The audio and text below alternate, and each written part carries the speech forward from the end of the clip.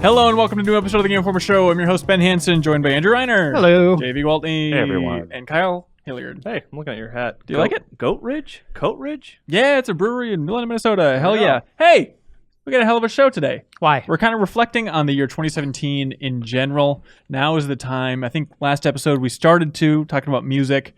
We are starting the full shift where we kind of pivot 180 and then start walking backwards with the podcast, looking at 2017 as we kind of do a lot of wrap-up stuff. There's going to be a lot more to come. Talking about our top 10 games of the year, probably talking about Game Informer's top 50, all that fun stuff. But for this episode, we're going to break down 3 what we consider underappreciated games from the year 2017. What a glorious year. Then, fun emails. Then, back half of the show, we have a returning favorite with a question mark. I like it. It's a favorite of mine. Thank you, Kyle. What we have is Jeff Markiafava and Jeff Cork and I running down a total of actually over 75 things that we're thankful for in the year 2017 in honor of today's Thanksgiving holiday. It's a Thanksgiving of sorts. If you dare to say today is it. Thanksgiving. If you're That's listening right. to this on day. That's at the very end? That's it. We really tried to hide it. Okay, and push good, it back. good, good. It gets absurd, but it's a lot of fun. I like listening to people read jokes that they wrote, even if they're all a solid 4 out of 10, which all of them except for like Jeffum's are. I still think it's kind of fun to listen to. Also, it's like rarely on a podcast you get to take advantage of the writing talent at Game Informer, and Jeff Cork and Jeff Markiafava are 2 of the funniest writers, so it's nice to be like, hey, funny guys, write something and then we can read it out loud on a podcast. Make me laugh. Yes, it's exactly that. But for now, our 3 most underappreciated games of 2017. Andrew Reiner. Yeah. I'm curious what number 3 is for you. Let's go around 3 the is horn the here. worst of the 3. Yep, worst of the best. I'm of going to the go best with of the a game called Embers of Mirrim. Did you make this Anybody play this? Literally no Well- idea what you're talking about. I played it with you. Yeah. You and I discovered it together. You hand in actually hand. proofed my review, JV. I don't remember this. Yeah. Yeah, you did. It is you play as kind of a cat on 4 legs that Love it. Yeah, that's all there is to it. It's a platformer, side-scrolling platformer, but at one point you will separate your body into 2 energy beings, which you control with both analog sticks, and you're going to be like crisscrossing on paths, so you got to like use your brain to try to make these patterns to get up to higher ledges, reform as the cat, go along. Are you sure I read this review? Yeah. I like don't remember this. I gave it an 8 out of 10. It's an indie game by Creative Bites Studios, Okay. and it's on Xbox One, PS4, and PC. But if you like platformers, if you like kind of mind-bending challenges, it's a lot of fun. We played an episode of What the Heck Is This? Is how we kind of ran. Yeah, across that's where we so ran you into can it, and go then I find it. reviewed it. Yeah, I couldn't put it down, so I kept playing it, and I was like, you know what? I wasted all of my work time. I should write something about it. It's natural. It's like a platformer, catformer, and then like Catformer, Brothers, where yeah. you're like controlling. Yeah, exactly. Like Brothers a lot. Weird. And I assume it's like a short little experience. It's 6 to 7 hours, I'd say. God. Okay. Yeah, that's good. It's cool. What was it called again? Embers of Mirrim. Embers of Mirrim. Yeah. Interesting. JV Gwaltney, number 3. Number 3 for me is Everything, and I don't mean all the games that came out in 2017. I mean David O'Reilly, I believe is his name. It's actually presented as David O'Reilly's Everything. And if you haven't heard of it, this came out back in, I believe, spring. And if you take the mechanic from Super Mario Odyssey, where you throw Cappy at people and take over them, and you just make an entire game about that, where you're just taking over literally everything in sight. From trees to animals to atoms to molecules to entire like star clusters. Yeah. That is that game. It's the only it's a very sort of chill game too. It's like it's one of those games that's like take a look at the wonder of the universe, and there's an orchestra in the background, and it's kind of got that sort of flowy journey vibe where you're, as far as movement goes, where you're floating a lot. It's so chill. You can literally set down a controller, get a big bowl of ice cream, and just watch the gameplay itself, which is something pretty rare. But Yeah. in that game, it totally works as like borderline screensaver game. Yeah. But there's like so much that happens. Like Yeah. if you look away for 1 second, you know, maybe you leave your character in the water, you know, you're a fish or something, you're just swimming around. You look away for like 2 or 3 minutes. You go get some coffee or something. You come back. You could be like, you know, an air jet like soaring through the stars past like suns and like moons and just all this stuff. It's a weird game, and I really dug my time that I spent with it. It's not the most exciting game, like if you're all about adrenaline and shooting stuff and whatever, but I dug it. It's a fun experience. Would you call it an air jet? Yeah, whatever. I don't care. Yeah, come on, air jets. I'm waking up. A rocket ship? Dude, No. it's 2:30 in the afternoon. A 747. Yeah. Not like a ground jet. There might be a ground jet. Who's to say? Who are you to say, Andrew Reiner? You really left out the coolest thing about the game too. What? Is along the way it'll play recordings Oh, that's cool. of just weird philosophical statements. That's not cool, Ben. Are you kidding me? It's the highlight of that entire game, where it's just like, I forget the philosopher's name, but it's just good mind-bending little quotes taken from a British like a lecture series. Yeah. Yeah. I'm sure someone in the comments will tell us. They're not. I was not fond of them. I think a lot of people are. Dan Tack is super fond of them. He would like Slack me messages that were just like quotes from that lecture for weeks on end. He tried to turn philosophy into a meme. Is that what you're saying? Yes. That's so horrifying. I found that to be really fantastic. Yeah, I thought it was a fantastic little game. It did a lot of interesting stuff. Yeah. It was in my room for consideration. Okay. Make the list, but everything. Also, only looks like it sold like 100,000 on Steam. I think That's it's a bummer. I think it's worthy of more attention. It's almost borderline underappreciated, I'd say. Yeah, it's on PS4 too. If you don't want to play it on Steam, I don't think it's on Xbox. Yeah, you need the 4.2 though. Yeah. Kyle. My number 3 is perhaps the polar opposite of everything. Agents of Mayhem. I had a good time with that game. Here we go. No one else seemed to like that game. It's stupid fun. It's crazy. Shooting is a lot of fun. Characters are fun. Story is present. Jokes don't always hit. Jokes rarely hit, but it's a fun action game, and it has like it has that Saints Row sense of humor that is fun to kind of be a part of. That was a lot of negatives you just listed, though. Where it's like this doesn't work, this doesn't work, this doesn't work. Also, Kyle, but there are this smaller aspects of the game, like let's say like the jokes don't necessarily hit. It's okay because I like the sense of humor of the game, even if I don't like all the punchlines, I appreciate like how goofy and silly and stupid it is. I don't want your compliment towards our Thanksgiving segment anymore. If you're standing up for Agents of Mayhem, I feel like I got thrown under the bus for some reason because it wasn't Saints Row, and that made everyone upset. But it's it was a fun shooter that I had a good time with. So everyone else hating this game is because everyone else wanted Saints Row. I can't say I can't speak for why everyone didn't like why everyone disliked the game, but I feel like out of the gate because it was confusing and everyone's like, wait, why isn't this Saints Row? That gave it like. It started kind of lower down. Like it had to sort of prove itself. And for a lot of people, it didn't. But for me, I enjoyed it. I had a good time with it. If you just want that mindless it's shooting, a fun shootery thing. 20% of jokes hit. Yeah, yeah. But I also I enjoyed the really bad jokes. Just being like, oh God, are you serious? Like we made a whole video about it with Leo. It was Leo, you've played a lot of this game, right? Yeah, I like it a lot. What can you back up that Kyle said, and what do you disagree with Kyle about? We're on the same page. Everything and nothing. That game's good combat Bond was movie. really fun. The combat's fun. Yes. Yeah. There's lots of interesting stuff you could do with like specking characters towards certain things. Yeah. Like different weapons, or what are we talking about here? As an example, I had the character Johnny Gat. He has a Classic. shotgun, and I had it so when you shoot someone and kill them, you get a bullet back, and when you dash, you get 2 bullets back. And so I was super mobile as this guy, and as I was moving more, I would never run out of ammo. That sounds really cool, actually. Leo makes a good point. You know what, Leo? Thanks for chiming in. You really sold me. I gotta check out this I want to Agents of play Mayhem. this now. I did my Kyle, best. you're bad at your job. Oh well. Yeah. I did go in the booth before we started and asked Leo to back me up on this. So he was ready. And I very He nearly just read didn't. that line on a piece of paper.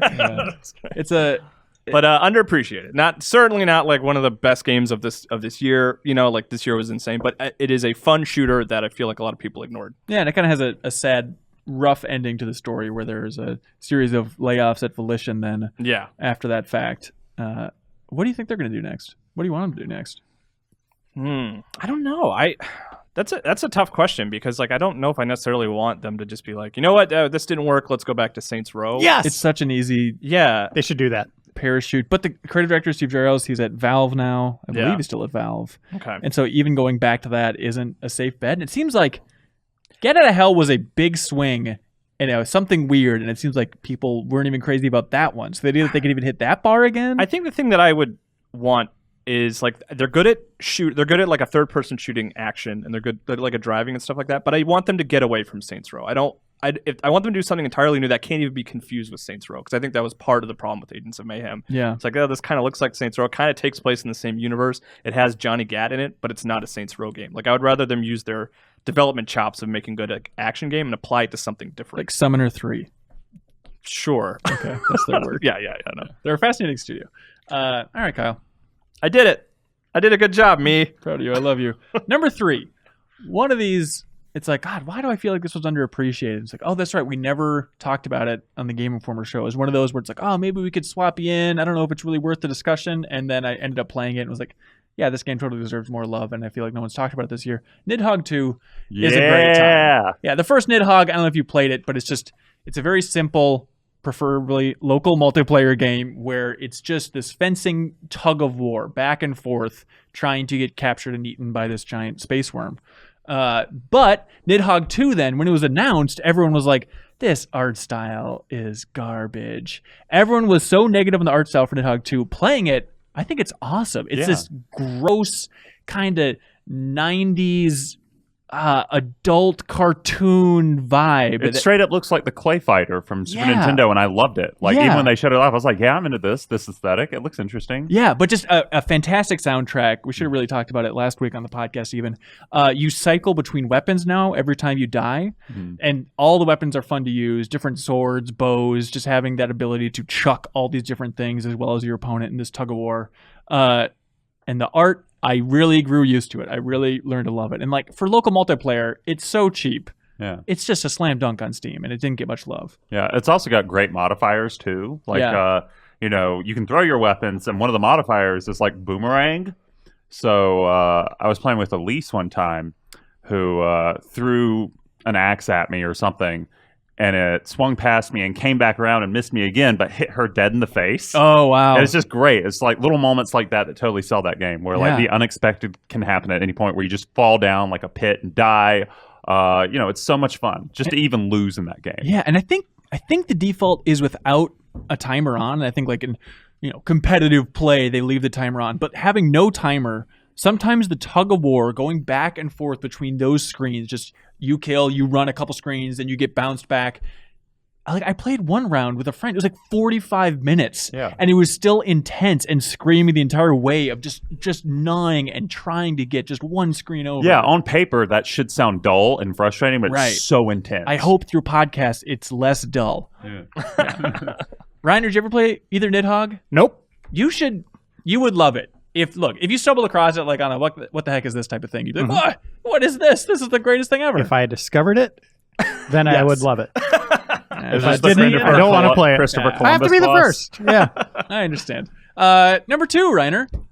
Yeah, a game I discovered called Get Even. You asshole. Oh, that was interesting. mine. A little game from, what is it, the Farm 51? Farm 51. Who can and forget? Bandai Namco. It's kind of like Saw meets Like Condemned meets Inception. Inception, yeah. And I kid you not, like if you really kind of wrap your brain around what those three things might be together, that's really what this game is. It's a stealth shooter where things go wrong. You go to investigate something that's going on, and you find out you end up kind of going through your past wearing this weird VR device that's strapped to your head by And a you're- weird saw-like being. Yeah, and you're a contract killer. Like that's Okay. your whole thing that you start off with. That's not a spoiler. You literally learn that in like the first 2 minutes. Yeah. So like you're a character with a shady past. Yeah. It seems so it fills that role of just a relatively short single player story that's just wacky as hell. Yeah, it's imagine It's not short. Oh, it's not short. I mean, it's like 10 hours, sortish. right? Yeah, it's like 9 to 10. Yeah. Yeah. Okay. But imagine like if some developers like looked at Metal Gear Solids 2, like just bat crazy plot stuff, and were like, all right, let's do that, but low budget. Like that kind of weird, ambitious conspiracy. Just Arsenal gear just blown just out. like just that sort of like ridiculous amount of plot twists, and none of them are as good as Metal Gear Solid 2. Let's be clear Right. about that. But that ambition to like sort of hit that high note of like let's just go all over the place and make as many twists and turns as possible in this sort of like mind setting. That's what you get with Get Even. Man, is it It's- too It's really cool, and there's a lot of lore to soak up, like stuff on the side. Yeah. They mess with you with visuals, things changing in front of you. And it's not jump scares. Like, it's just like straight up like, oh, we're distorting the landscape before you and stuff. Okay. But you'll run across other people that are like in this experiment as well, like wearing these masks. That do you trust them or not? So there's some player agency, and like, do I let this guy live? Should I let him out of his cell? What's going to happen if I let him out? Like, what's he going to affect? Is he going to come after me? I had a good time with that. Like, that's a game like JV recommended to me, and I was like, I'll give it a shot. And then the credits were rolling. I feel like our odds when I tell you to try a game are like, what, 1 in 4 that you're like, 3 of them are it's like, this is 1 garbage. in 100. 1 in 100? Yeah. That's fair. Let alone your So there's the one. There's the one. What's the the next 4 years? What's the downside? What's going to be a pain in the ass when I play this It's game? ugly as hell. Okay. It is very ugly. It's not like, what am I looking at? I mean, it looks like looks this gen, but doesn't have all the polish. It doesn't have all the For polish. those just listening, JV is violently shaking his head. He's away from spinning the in a chair. It looks like a beginning PS3 game, like first person gen. shooter. I think you're misremembering. Like, let's go back and play some Haze, and I'll No, show it looks you. like Haze. man. Like it looks that Haze. level. It looks like Haze. It looks You real take this bad. better back. than Haze. Don't It say looks it real looks like bad. Haze. conflicting reports. I love don't this know how game, this but game looks. It looks real bad, but I love it. And it's all about a VR helmet, but there's no VR component Oh, involved. there's no VR. The way it should be. Oh, wonderful. Was that your number 2, JV? It was. I knew. I thought Reiner was going to pick that as one of them, so I had a swap out ready to go. So I've got one. Okay, what's your number 2 then? It's good. Interesting that you mentioned VR. Oh, My second one is actually Robo Recall. what a great choice! What a great choice! Because Robo Recall is really fun. I feel like there are so many VR games out there right now that are basically demos, like tech demos. It's super expensive tech demos. Yeah. And this is the one. I won't say that it quite gets out of that territory, but it's the closest one. Because like the levels are laid out really fun. It's just so much fun. The premise is like you live in a futuristic city, and there are a bunch of robots who have gone crazy, and you're supposed to beat the crap out of them, quote unquote, retire them. And it's so arcadey. I think its biggest inspiration is like Time Crisis. Like there are score modifiers, and you can pull out guns that have like not infinite ammo, but you basically just throw them away, like Reaper does in Overwatch, and just Awesome. get more guns. And you can do combos, and like for example, let's say a robot runs up to you. You can grab it by like the chest and rip off its head and bowl it into another robot to kill it.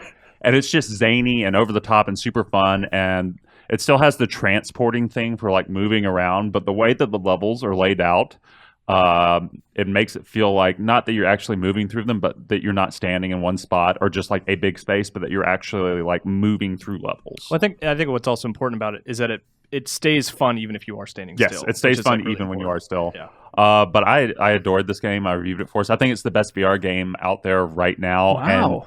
And they totally just it's one of those weird things where it feels like they sent it out to die. Like they announced it when they announced the Oculus Touch. Yeah. And there was no advertising for it when the game actually came out. Like they didn't even send out a press release. Well, what VR game hasn't been sent out to die? That's totally fair, but it's just so much fun. Like even out of the context of VR, it's really, really fun. And I feel like it was the first game that I played that was like, okay, I could totally see someone, a consumer who's not really into video games, or even someone who's like hardcore into games, like playing this in their living room and having a fun time and coming back to it over and over again, versus like the novelty of the Batman game, which you play once and you're like, okay, that was fun, but I'm never going to touch this again. Yeah. Robo Recall, like I want to leave this podcast right now and go play it. Yeah, Yeah, most of it's us do. super, super, super ugly. That's so It looks like early Super Nintendo game. Yeah, Unreal Engine 1. Super Nintendo. Yeah, FX it's so chip good. 1. Oh not my 2. god. I did not play as much as you, JV. I played probably like, I don't know, an hour or so. And one thing that like struck me just as a quick side thought of that game was like when you're tearing off like limbs and stuff like that, I was like, man, this like I understand why this is robots, because like Oh yeah, if this was like human people or like, even zombies or something. as much as I've been exposed to gore throughout my life, like in a video game, like I just it was just a weird thought I had. It was like this game would be just. It would ruin me if this was anything but robots. I don't know. And then the game ends, you look in a mirror and you are a robot, just crying, just leaking oil. Yeah, I understand. But yeah, it's super fun if you have an Oculus for whatever reason. It's just Oculus? Yeah, it's still Oculus for now. Okay. Your Oculus might have even come with it. Like, Yeah. It might have just like come with a code if you bought like. Yeah, no. Yeah, you get it for free if you have Oculus. For people that won during Extra Life, definitely check Play it. out Yeah, Robo Recall. Yeah, or if your friend has an Oculus, if your loser friend has an Oculus, Hey, winner friend, some say. go over and play it while they're not there. Just sneak into their house and play it. And so we talked about that game back when it was a tech demo a long time ago on this podcast. I think during like our Year of VR cover story month, I believe, because back then it was called Bullet Train. Is that right? Bullet Train was a.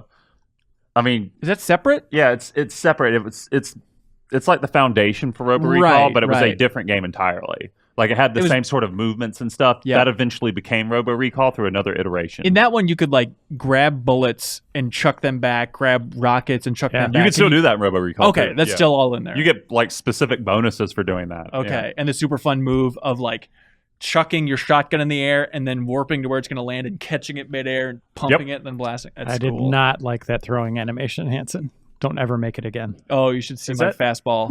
Is that what you call it when a person does a movement? Is you call it an animation? Yeah. Wait Hanson, your walking animation through this office is yeah, really check his fun. eyes. that's Give him the void comp. That's probably what happens when you've been working 20 years at Game Yeah, Informer. I guess that's Your brain just warps. You lose it. Oh god. Also, I had a concussion last night. So I understand. Yeah, don't do that. Everything's kind of mixing together. Cool. Kyle, number 2.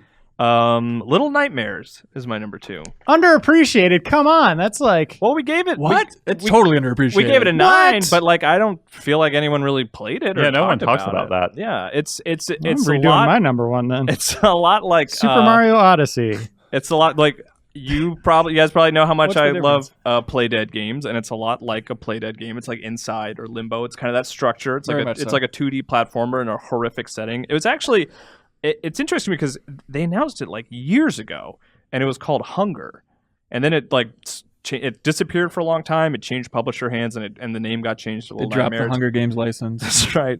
And it's just this really creepy sort of experience through this odd setting, and it wraps up in a really fantastic way. Like it's really cool throughout, but like the ending in particular stands out as being really crazy and just really creepy and unsettling. Yeah, Jeff Court gave it a 9, I believe. He Yeah. reviewed it for us. Yeah, it's not quite 2D, isn't it? Like you It's- move up and down a little bit. like it's a lot like Inside to just keep drawing that. And we asked them, the developers, about that, and they were just kind of like, no, it's just coincidence. I mean, we were Never also- heard of it. We were just developing at the same time. But it is, I mean, if you think of Inside, but you have more like forward and backward movement, it's not quite 2.5D because you can move like into the background, into the foreground, and stuff like that. But you're still doing a lot of like platforming and hiding from monsters and stuff like that. It's really cool. And I feel like Inside coming out tail end of 2016, Little Nightmares coming out at the beginning of 2017. I think at the time it was like, oh, it's tough to escape that amazing shadow It of is, Inside. yeah. And now at the end of 2017, maybe you're ready for another Inside-like experience. It does. I mean, it does have its own identity for sure. Like it's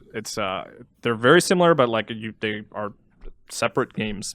It's outside of just the title. It's you know? unfortunate because I definitely wanted to play that game, but I had to review another similar Inside-like at the same time called Black the Fall. Yeah. Oh, yeah. And it apes Inside to a fault. So when I finished that game, I would think I was just done with Inside likes for a few months. But I do want to play Little Nightmares at some point. Its pretty art style short. looks really good. And it's pretty short too, which is like, I say that as a nice thing. Like you can get through it in like 4 or 5 hours or something. It's a little harder than the other games that we've been mentioning, just because there's Yeah, I more think trial so. and error figuring out I where to get the definitely- key, how to get past, the scouts. How you turn up the brightness on your TV. Yeah. yeah. But I like the story that game told. Like, it gets dark. It also, and very, even very dark. the protagonist definitely, like the way the choices that your character makes, independent of what you're telling him to do, or her, I think it's a her, will really creep you out. It's very cool. Yeah. My number 2, I'm going to channel the legendary Matt Miller for this one. Nex Machina from Housemarque, the twin stick, bizarre, kind of sort of spiritual successor to Robotron 2084 that they did in collaboration with Eugene Jarvis, who we had on the podcast a while back. If you just want a good twin stick, kind of relatively mindless arcade insanity fun experience, looks great on PS4. It's also on Steam. I would recommend checking it out. It's great for co-op. It's one of those that I just keep falling back to with friends again and again. I'm like, let's just keep playing Nex Machina and see how far we can get through this experience. Like the levels, they look amazing. It's got a bizarre hybrid of art styles where it's kind of got that classic Housemarque, vibrant techno laser mixed with a more earthy vibe, but then it changes the tone for each level as you're like rotating around this cube. Earthy techno laser. That's exactly it. You're talking about Nex Machina. Yeah, you totally got it. And it also has kind of that sad ending, which we didn't talk about on the podcast, but Housemarque releasing that statement, which was bizarre. Just like, yeah, never mind with all this arcade stuff. We've been doing this for a while. We've kind of been shouting into the void, especially with Nex Machina, which seems like they're really proud of. And Miller gave a 9.25 for love of Christ. And then it didn't get that much of a reception. How much do you think the name plays into that when someone goes to the marketplace and sees something called Nex Machina? Well, I mean, they're just like, what the hell is that? I mean, there's just that I'm hit outta here. film, Ex Machina. I don't know. I think a lot of people might just be like, I don't even want to investigate what that means. It's the curse of the X. Like, that's what brought down Deus Ex Mankind Divided, too. Is just people Yeah, are sick like, of what the the Deus hell Ex is Machina this? stuff. Yeah. Enough with the references. Every JRPG. Like, This is too highbrow. But it's just the perfect combo of the summer I played a lot of Robotron 2084. I've dabbled with it before, but that game, it's really up there with like Miss Pac-Man in terms of like high score competitions and just quicker overall rounds. And I think it's so much fun. And then to have the completely fresh take on it with Nex Machina, saving humanoids along the way. Good arcadey fun. Yeah. Miller. Good game. I'm sorry, Reiner. Number one. I'm going with Golf Story. Oh, here we go. Did you change it at the last second there? Maybe. All right. we'll never know. Yeah, I will never reveal that. It is a absolute delight. Like one of the most charming games I've played in a long time. I played Super Mario Odyssey. This game, I think, has more. No. Easy. Tread lightly. In that, Has more charm? yeah, just because it goes absolutely bonkers, and they have a really good time with it. Odyssey's pretty tame. But Odyssey is more what you're seeing, right? It's more visual. This is like you will have rap battles unfolding in front of you between like millennials like JV and old people like me. Yeah. I mean, you'll be doing archaeology missions, digging up dinosaurs, taking on like ghosts in a graveyard. I just thought it was an absolute delight the whole way through from start to finish. And then there's a great golf game there too. Yeah, there's also a golf game wedged in there somewhere. Where it's breezy enough where it doesn't feel like it's 18 holes. They never go that far. It's just quick 9 holes here and there. The competition's pretty good, giving you different dynamics and how they approach the greens. And some guys are like really cocky pros. Other ones, like the old people, they can't even hit it down the fairway. I don't know. I haven't seen a game like that take so many chances and just being different. And I think that's something that really makes this game special. And it's a must-have if you have a Switch. Even if you're not huge into golf, I mean, you do need to appreciate it. Yeah. But I think from a storytelling standpoint, you'll dig it. You don't even need to appreciate the sport of golf if you would maybe get a thrill out of a swing timer mechanic. Well, What's I that mean, called? the thing that you get is 3-click like system. I guess so, yeah. some of the puns. If you have a familiarity with golf terms, like the puns, maybe you would catch more of them. Yeah. But yeah, I've been having a great time with it too. I haven't finished it yet, but It's a so lot of fun. It So seems good. longer than I thought because I'm like maybe 9 hours in. So you're getting close. Then. Okay. You have to be. Yeah, I definitely hope want so. to give it a try. It's on my Switch. I think just it's got to get through some stuff. seriously. I think it's just so fun. Smiled all the way through that game. Smiled and walked around the office explaining how much you were smiling at the time. I'm playing golf. Look at this on the go. He just came and stood by my desk and did that for like 20 minutes. Yeah, that sounds about right. That's That's the big what I advantage of the Switch is Rhino will just come stand by you while he's playing games now. Telling you every impression he's having. Oh, this is good. 5 minutes later, this sucks. Little off on that swing meter on that one. I'll get it next time though. JV Gwaltney, number one. I think this has been kind of a banner year for adventure games. Like we've had Night in the Woods, we've had What Remains of Edith Finch, Tacoma, which is pretty solid. My favorite one out of that whole adventure genre is a cyberpunk horror game called Observer. No. That's right. This is why I forgot about Get Even, because I feel like you describing Observer, it's like, well, that just seems like it eats that lunch in a similar vein. Mm-hmm. I think there are enough differences there. Okay. Like Observer is much more focused on horror than Get Even is. Get Even is, definitely meant to be mind-bending. And when it is, focused on horror, it's sort of torture porn horror in a way almost. Hey, Kyle, there you go. Yeah, for Kyle Hilliard, big torture porn fan. Love it. Show the Yeah. shirt. But the reason I loved Brutal, man. Ooh, all right. Sorry, I'll zip that hoodie back up. Sorry. Oh, wow, that was wild. Oh, goody. But the reason I loved Observer so much is I'm a huge cyberpunk sort of fan, and cyberpunk games, I love them, but they usually sort of run sort of the same circles. Here's this huge sort of cityscape that you're exploring, and usually an RPG or action sort of setting. Or some good ones like Shadowrun? Yeah, Shadowrun is one. Golf Story? Yeah, Golf Story. Okay. Cyber Golf Story. Ooh. Cyber Tiger? Yeah. Writers just Deus Ex has that sort of vibe where you're exploring hub worlds and such. Observer doesn't really have that. It has a broken down apartment complex that's very reminiscent of the one at the end of Blade Runner. It's Hub Apartment. Yeah. All right, yeah. Where it becomes this sort of haunted house of horrors. It's really fun. Like the one with the creepy dolls going around and the little people in Blade Runner, like that one? What?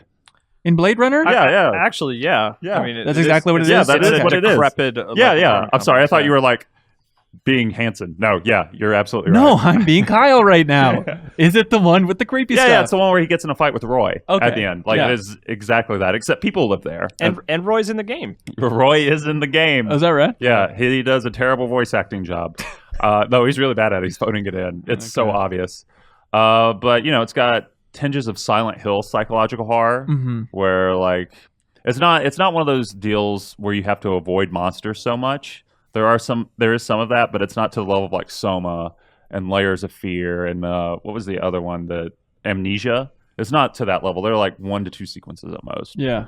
But it's just such a good story, I feel like, and there are binary choices that you get to make that affect how it ends, and it has such powerful, creepy imagery. It's just a good melding of two genres that you don't really get to see that often, horror and cyberpunk, and I loved it. And you play as Rutger Hauer. Yeah, There we we just go. said that.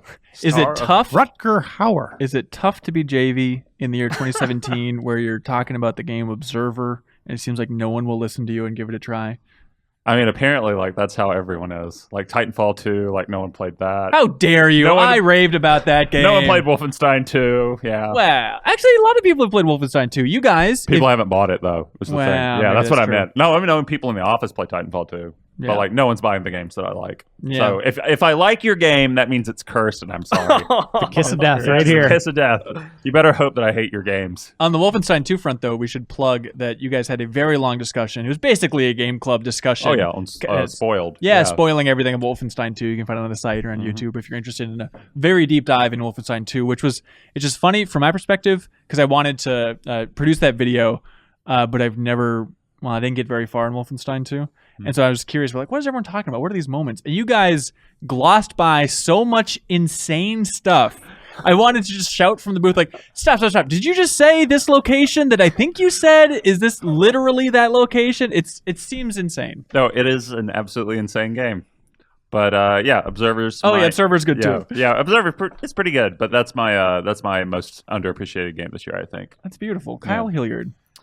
My number one is a 3DS game called Bye Bye BoxBoy, which is a really good. I like the original Bye Bye. I like the original BoxBoy a lot. I like the second. Let me start over. Oh, God. I like the first BoxBoy. Yeah. The second BoxBoy, which is called BoxBoy, is okay. But then the third one, Bye Bye BoxBoy, really like turned it around, and it's like a great improvement over the first game. It's the best of all the BoxBoy games.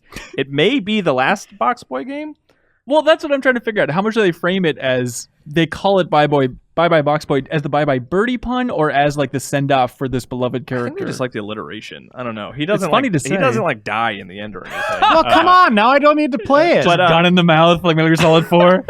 But like there's all kind like the way the game works is you're boxed, then you can kind of like duplicate yourself to make like stairs and climb and stuff like that. But they mix it up a lot. They have like these other boxes that dramatically change how you approach each puzzle. So every stage feels distinct and different, and it's got a cool soundtrack. It's from the guys that make Kirby.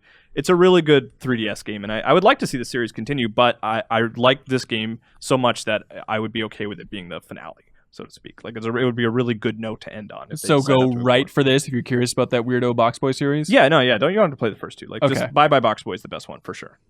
And it was it's good. They should change the spelling of Bye Bye. to B-U-Y? Yeah. I'll send him an email about that. I thought you were going to say Metroid Samus Returns. I considered it for sure. What? You guys don't understand underappreciated. Hang on, Reiner. Go ahead, Kyle. No one is talking about Metroid. This They really fantastic Well, Metroid, on this Twitter, 2D Metroid no. game that people are like have been screaming about. Nobody's for talking years. about Call of Duty either, and those end up being the bestseller each year. We have an office filled with people for 7 years. I've heard them screaming about how they want a new 2D Metroid game. One comes out. I heard Serial and Reeves and Kyle talk about it. Yeah. I liked it too. I don't think, and I could be wrong about this. Yeah. If you're listening, Joe Juba, who I believe says Super Metroid is his favorite game of all time. Right. I don't think he has played Samus Returns. I think that means a which is lot. great. And Yeah. even like Andy, Metroid is his favorite game of all time. I think he's started Yeah, he's Samus started. Returns. But But it's- I feel like those people should be running around the office thanking the good Lord that this game was made. Okay, to be fair though, Yeah. guys, this is a remake. Like, I know that doesn't necessarily... Of a game that really no one played, though. Right, but at the same time, it's like, I could feel when they announced that game that people sort of got deflated because they wanted Sure. a new game. But I feel like once you get an hour into that game, you are playing a new Metroid game. Like But- it really feels like. But I see what you're saying. It's Like great. it's hard to Yeah. jump that hurdle of like, it's just a remake. Sorry to go off on a No, not to tangent. spoil anything. Do you guys think that game's going to be pretty high in your top 10s? Is it that good for you guys that have played it? It'll certainly be in my top 5. I don't think it Fine. makes my top 10. So you like South Park Fractured But Whole better than Metroid? Well, I mean, I played Metroid back in the day too. So Yeah. yeah, I don't think it did enough to break my top 10. wow. I mean, I haven't played it. Yeah. I don't that's really good. have any interest in check it playing out. it. But are you going to put it in your top 10, JV? Not here, Hanson. Are you in a point where you're like cramming for your top 10 at Yes. this point? No, absolutely. I have a lot of people who are trying to convince me to go back and finish Persona 5 before the end of the year, which Good luck with is that. impossible. Incorrect. I don't Yeah, think anyone's finished that, right? No, yeah, no. one But I has don't- finished. To answer your question too, I don't think South Park makes my top 10. Oh, you said it was earlier. I'm curious. Mm, You totally did. When? Again, I had think a on the concussion. podcast. So, yeah. I can't remember. Lucky's Tale, right? Like totally. Oh like- man, just Hey, I played Breakthrough. that last night. Speaking of underrated, well, I don't know actually. But I'm really looking. under. Well, no, Underplayed. under nothing. Under Mario. Yeah. Under Mario's looming shadow. Oh wait, Bubsy or Lucky? Oh, lucky. Lucky. Yeah. Oh, lucky. I love the Thanksgiving break. It's a good time to. It is, I think, the time to cram for all of these games before we have to lock down our top 50 list and argue about that, and then get our private, personal I hope my top parents 10s. are into Wolfenstein because they're gonna see it in action. Oh God, I'm just really? kidding. No. Yeah, I was about to say you're not playing that in front of Claire. No, you or my really should parents. not play that in front of Claire. Oh, Please God, don't play it no. in front of I Claire. won't. You don't have to tell me that. Silly. Hey, my number one. Let's hear it. It's a game we talked about on the podcast a while ago. JV just mentioned it earlier. What Remains of Edith Finch? Oh yeah, it could. Come on! It's like the biggest game released this year. The biggest game released. Are you sure? 1,000 times more charming than Breath Super of the Mario Wild. Odyssey. What remains of Edith Finch? Mario. Yeah, absolutely. The game that no one can remember the name of. I think it's my favorite. I understand it's a controversial term. The type of game where you just kind of wander around and observe the story and how there's a A negative walking context. simulator. Thank you, exactly. Some people hate that. It is that, Yeah. but it's a wildly creative version that's always jumping to different characters, different gameplay-ish mechanics along the way, rooms. different styles of presentation. Wow. It is so entertaining. It's like a 2.5-hour ride, and it's just chronicling the really rough family tree of the Finch family. Yeah. It's great. Here's a spoiler. Wait. I want to guess what your favorite segment is. Is it the Halloween one? Shark. Did you love the Halloween Sharks. one? It is. The I shark. knew it. Yeah. The shark. Shark one. I went back. I like the swing. Yeah, let's Yeah. not spoil everything in there. But Lewis's was one that I missed on my first time through, which I didn't even think was possible, and then went back to it. And he's the one that works in the cannery. That's right. Okay. Yeah, The that one is cannery just one is incredible. like the high point of that game. And I can't believe it's funny And that the you shark. missed it. Yeah. I'm Yeah, glad Stop it's saying relatable. the shark. No, sharks are great. But I'm with you. That game's great. Nancy. That game, yeah, that'll be in my top 10 for sure. Yeah, I believe it'll be in mine as well. yeah, I'd be shocked. The shark rolls down a hill. It's funny. That's funny. There's no doubt great. about it, man. Joe Juba wanted me to convey this message. He says, I think most of my underappreciated games will probably have come up by now. But if not, Edith Finch. And he also says, Hellblade, Night in the Woods. Night in the Woods is, I feel like I talk about it too much on the podcast. That would be my number one, but I feel like it's getting to the point where maybe it's just feedback based on that music segment we did last week where everyone was like, oh, thank God Night in the Woods got on there. But I feel like it's maybe starting to get to the point where it's as deserved as it could be and should be. Yeah, no, that game is not underappreciated. Like, Okay. I'm a big fan of it, but people have been clamoring for like mobile releases and Switch releases, which Yeah. they're getting. Right. Like that game's, it's not underappreciated. But still, if you haven't played it, Night in the Woods, dude. Come on. It's so good. Yeah. also- Best Scott Pilgrim game ever made. I almost think Hellblade is not underappreciated. It's been selling pretty well, hasn't it? I think they said like it broke even. Yeah. I like Hellblade a lot, for sure. Yeah, I think it's actually the opposite. Like people were expecting it to be bad, but it was good. It was super good, and people were like, "Oh man, this is really great." Yeah. I heard far more about Hellblade than I ever thought I would. Yeah, that's one of those that I feel like I need to wrap up before the end of the year. Yeah. Steamroll Dig 2, says Jojuba, and Slime Rancher, which sold 1 million copies on Steam before it came out. But I feel So like, underappreciated. I still haven't played Slime Rancher. I really yeah, want see, to. there we go. There we go. Reiner, what's your mark of an underappreciated game? What criteria were you using?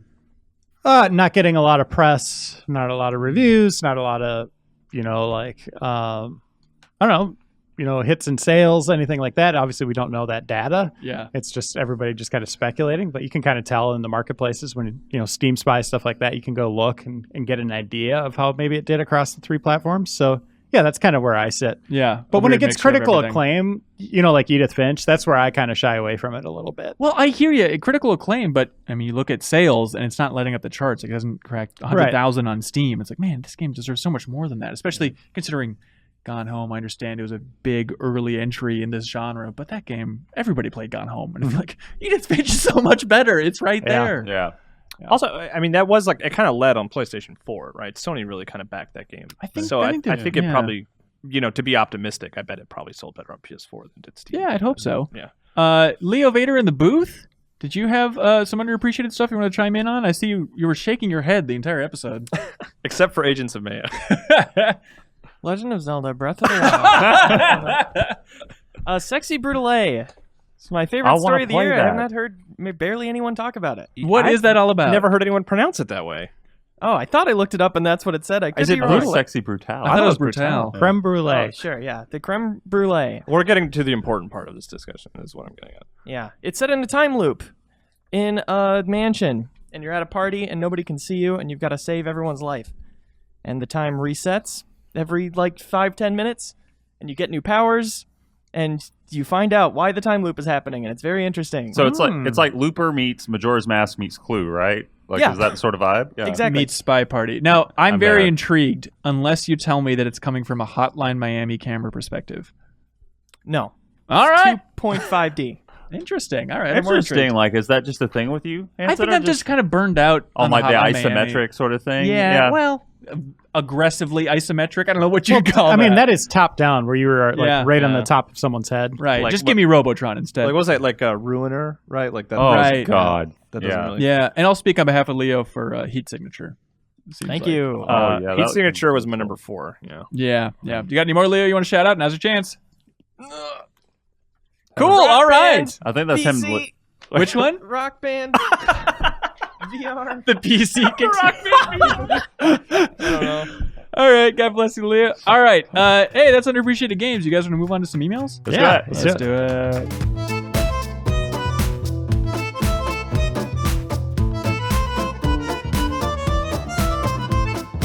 And welcome back to the Game Informer Show. We have some great emails that people sent into podcast@GameInformer.com. The coolest email address on the internet, frankly. Anything you can think of, send it into podcast@GameInformer.com. I don't mind weeding through insanity, funny stuff, smart stuff, hopefully on the shorter end of stuff. But anything, feedback, news stories, whatever you want, anything that'll make the show better, send it into podcast@GameInformer.com. We're going to read all the emails there and then choose our absolute favorite and then ship that person out something very nice and maybe a couple mediocre things in addition to the nice thing. Why not? Yeah, look forward to it. If you're watching the video version, you're probably wondering why there's a laptop next to Andrew Reiner. Oh. And that's because Imran Khan is Skyping in from San Francisco. Hello, Imran.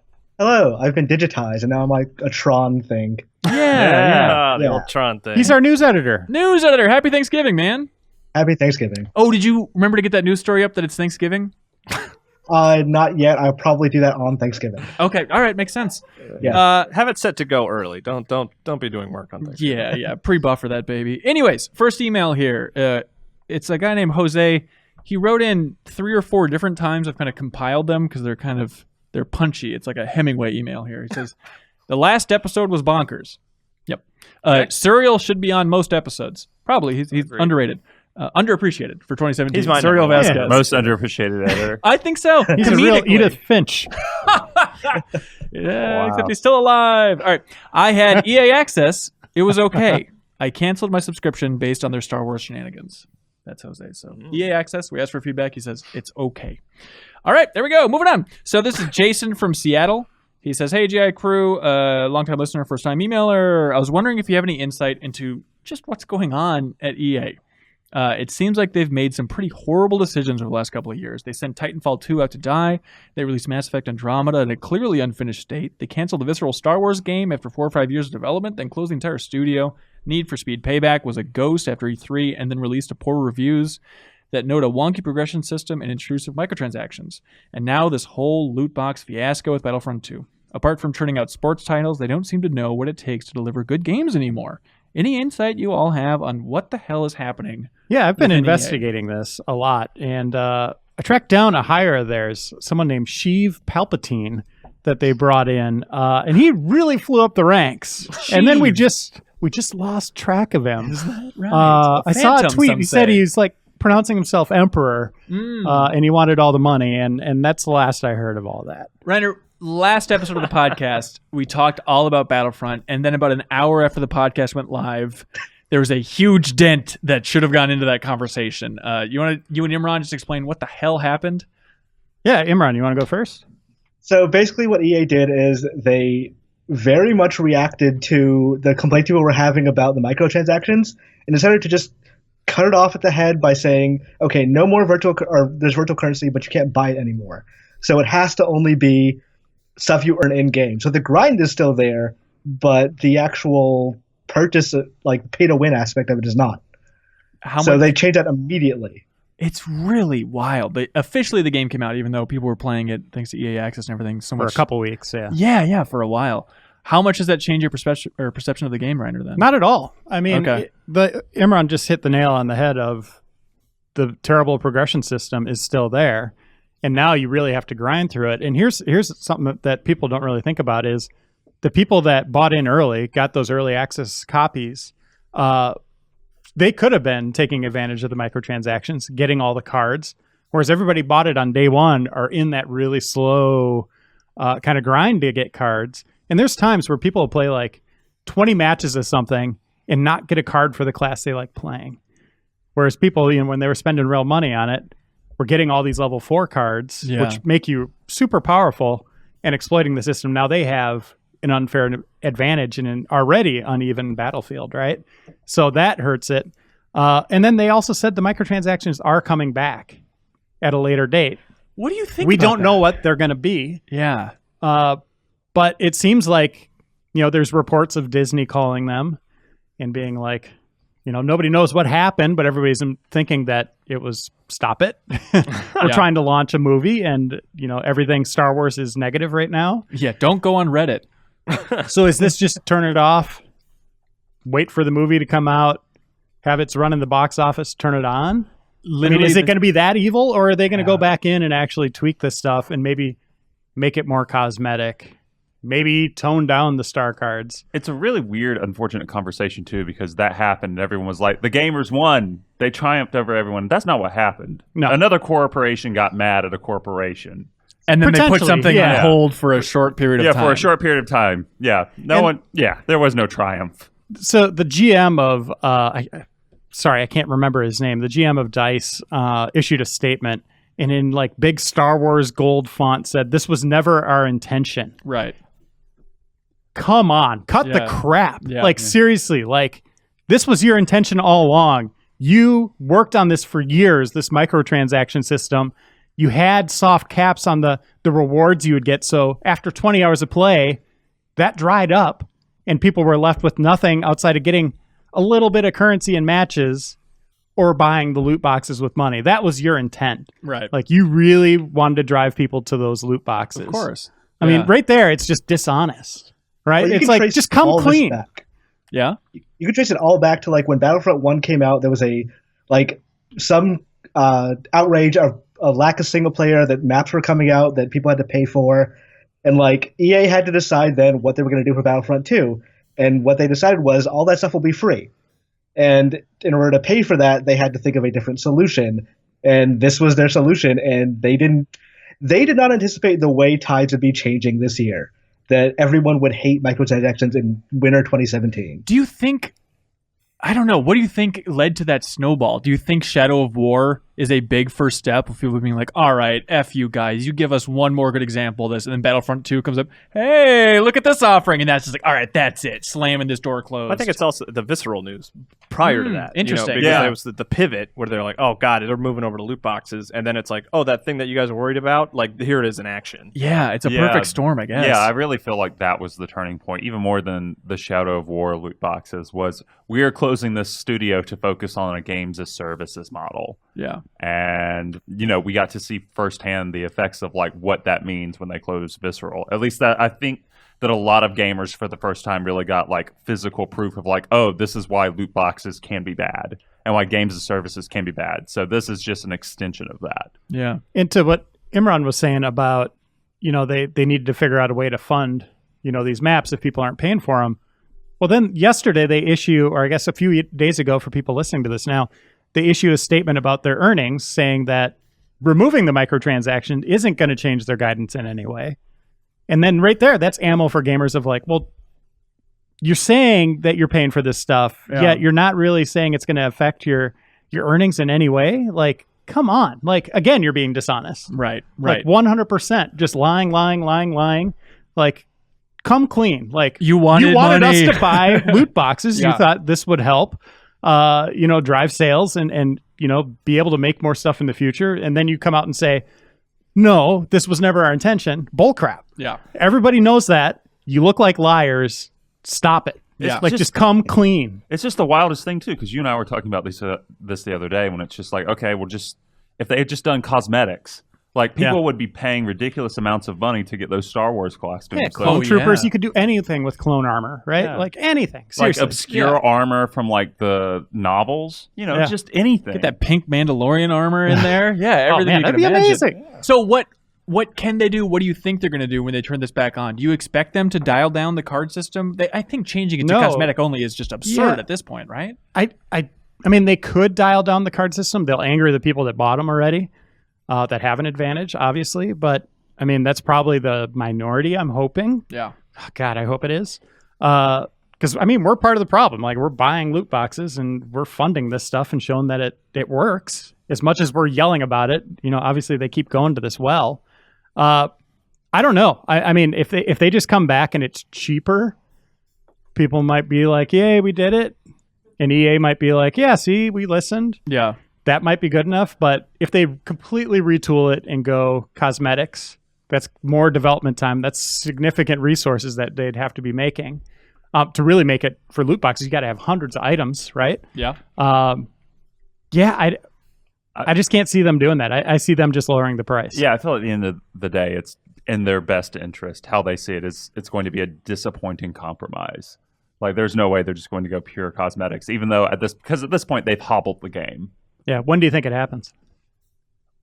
When does Last January? Jedi come out? December. Mid-December. Like 14th, is it 15th? December Yeah. 16th. No. No. I bet like It would be later February. down the Something. line. Yeah, After it's had February. its big run. Yeah. And people are not talking about Battlefront anymore. It's got to be February. Yeah. Hey, people talk about it again, right? Imran, zooming out to EA as a whole, have you been following the Need for Speed Payback changes? Because they've also been tweaking the numbers on that baby, right? Yeah, they've been trying to make it because, like, both Miller and I had this conversation before about how the progression of that game is a huge grind. It's very... They want you to redo races over and over in hopes of getting the same thing or the things you need, or you could just pay for it. Yeah. And they've been trying to ease that up a little bit, but it doesn't actually solve the problem. It's too late to solve the problem. The game's out. Like, you can't change that core gameplay loop anymore. So they've been changing it so you get more point values for everything you do, and it makes the grind a little bit less. But it's still like the game's not exciting in the long run. And I guess they're trying to react to some degree of consumer outrage, but like I said, it's too late. Well, what do you think, zooming out to Jason's original question even more then, what is going on at EA? Why them? Why are they the lightning rod? Just because of the always Star Wars them license? for some reason. It really does seem like they are the ones that are testing the water first in the biggest way, right? Yeah. Like, And the Sims to this, or SimCity to this, and the Sims like. Oh, I didn't even think about SimCity. Yeah. I mean, seriously, just stop it. Think of the gamer first. Seriously, think of the gamer first. Yeah. Take care of them. Look at Overwatch as being like, hey, we have loot boxes, but it's not going to change the game. We're not going to give you an advantage. That's one way to do it. Yeah. Yes, they're a little evil in that they're timed and they make you feel pressure and wanting to get them, but it doesn't ruin the game. That game is balanced. Yeah. Imran, you're saying something? There was an old quote about EA that like they care more about shareholders than they do sales, which is true. They do want to like assuage fear of shareholders, which is part of that EA statement the other day about the microtransactions. That's kind of what's been driving them the last couple of years, and their like reformation from like 2008, 2009, when they're trying to do focus less on what consumers think and more what they're actually spending. And that's what they've been doing. Once they made that Star Wars deal, which no one really knows the details of, but at this point it's pretty clear it wasn't a good deal for them, they've been transitioning to a Star Wars company, and they've been doing a terrible job at that specifically. Yeah. Like, no Star Wars video game news this year has been good. Hang on. Let's think about it. Yeah. And I mean, what do you think the first question is from most journalists about Anthem? Oh, exactly. It's gonna be about microtransactions, right? Like, what are you doing? Hopefully, if they were doing the same evil thing with that game, hopefully there's time hopefully there's time they can redirect that shit and not have it look like some weird thing was patched or something, right? Yeah, I really hope, because that game was being built in a aggressively way.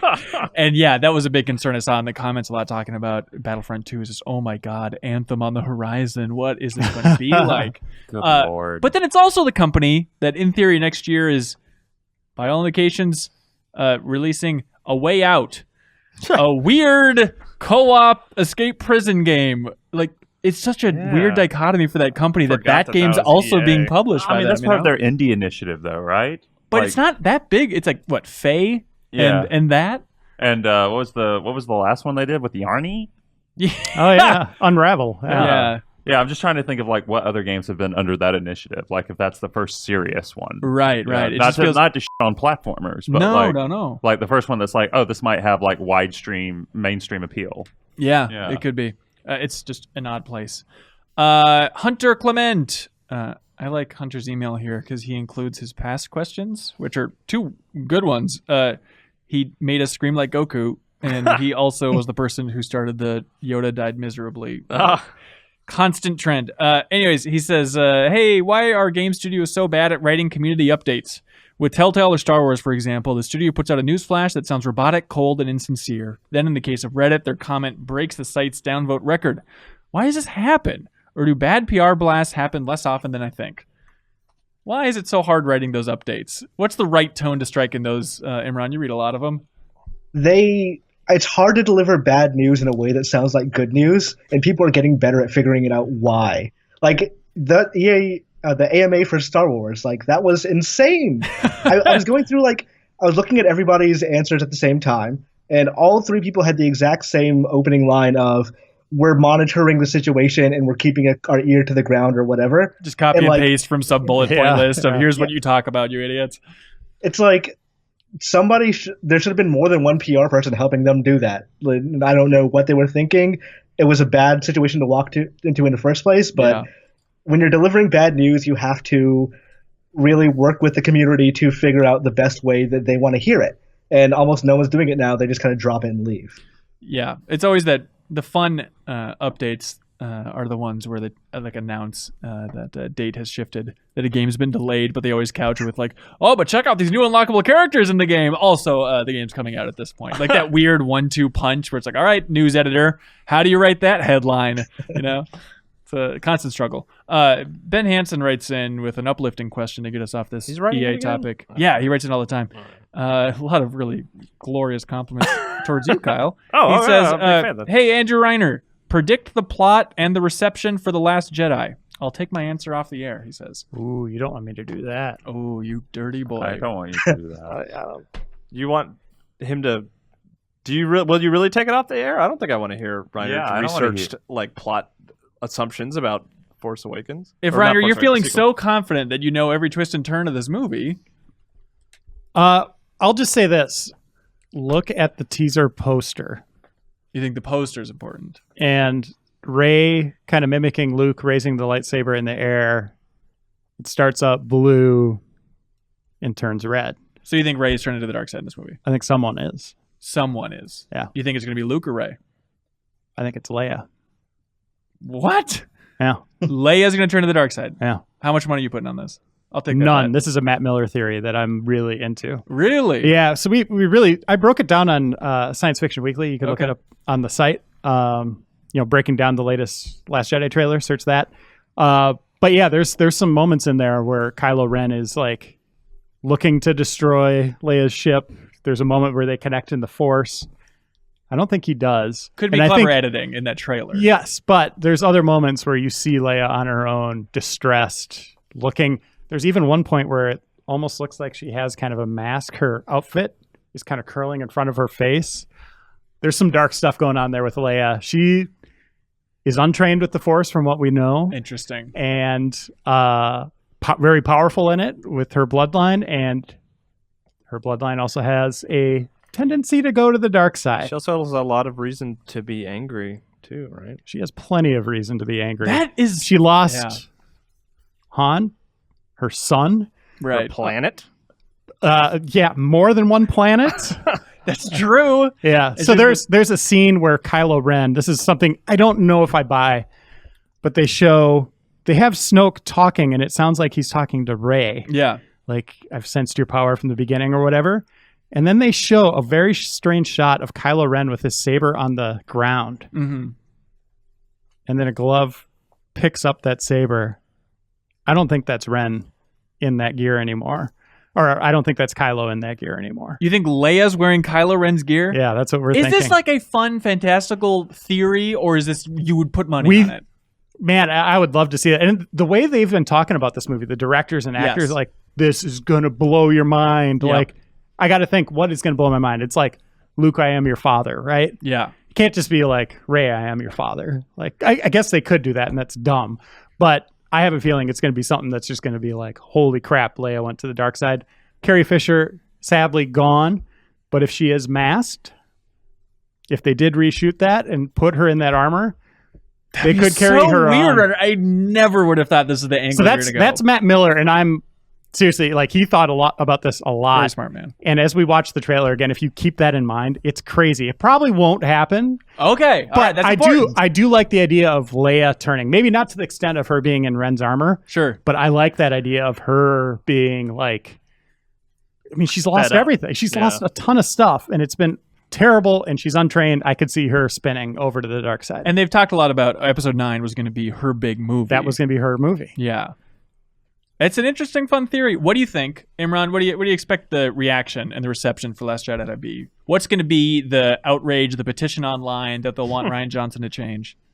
I mean, if Disney's clearly keeping it like some view of this, and they want it to kind of closely mirror the original trilogy.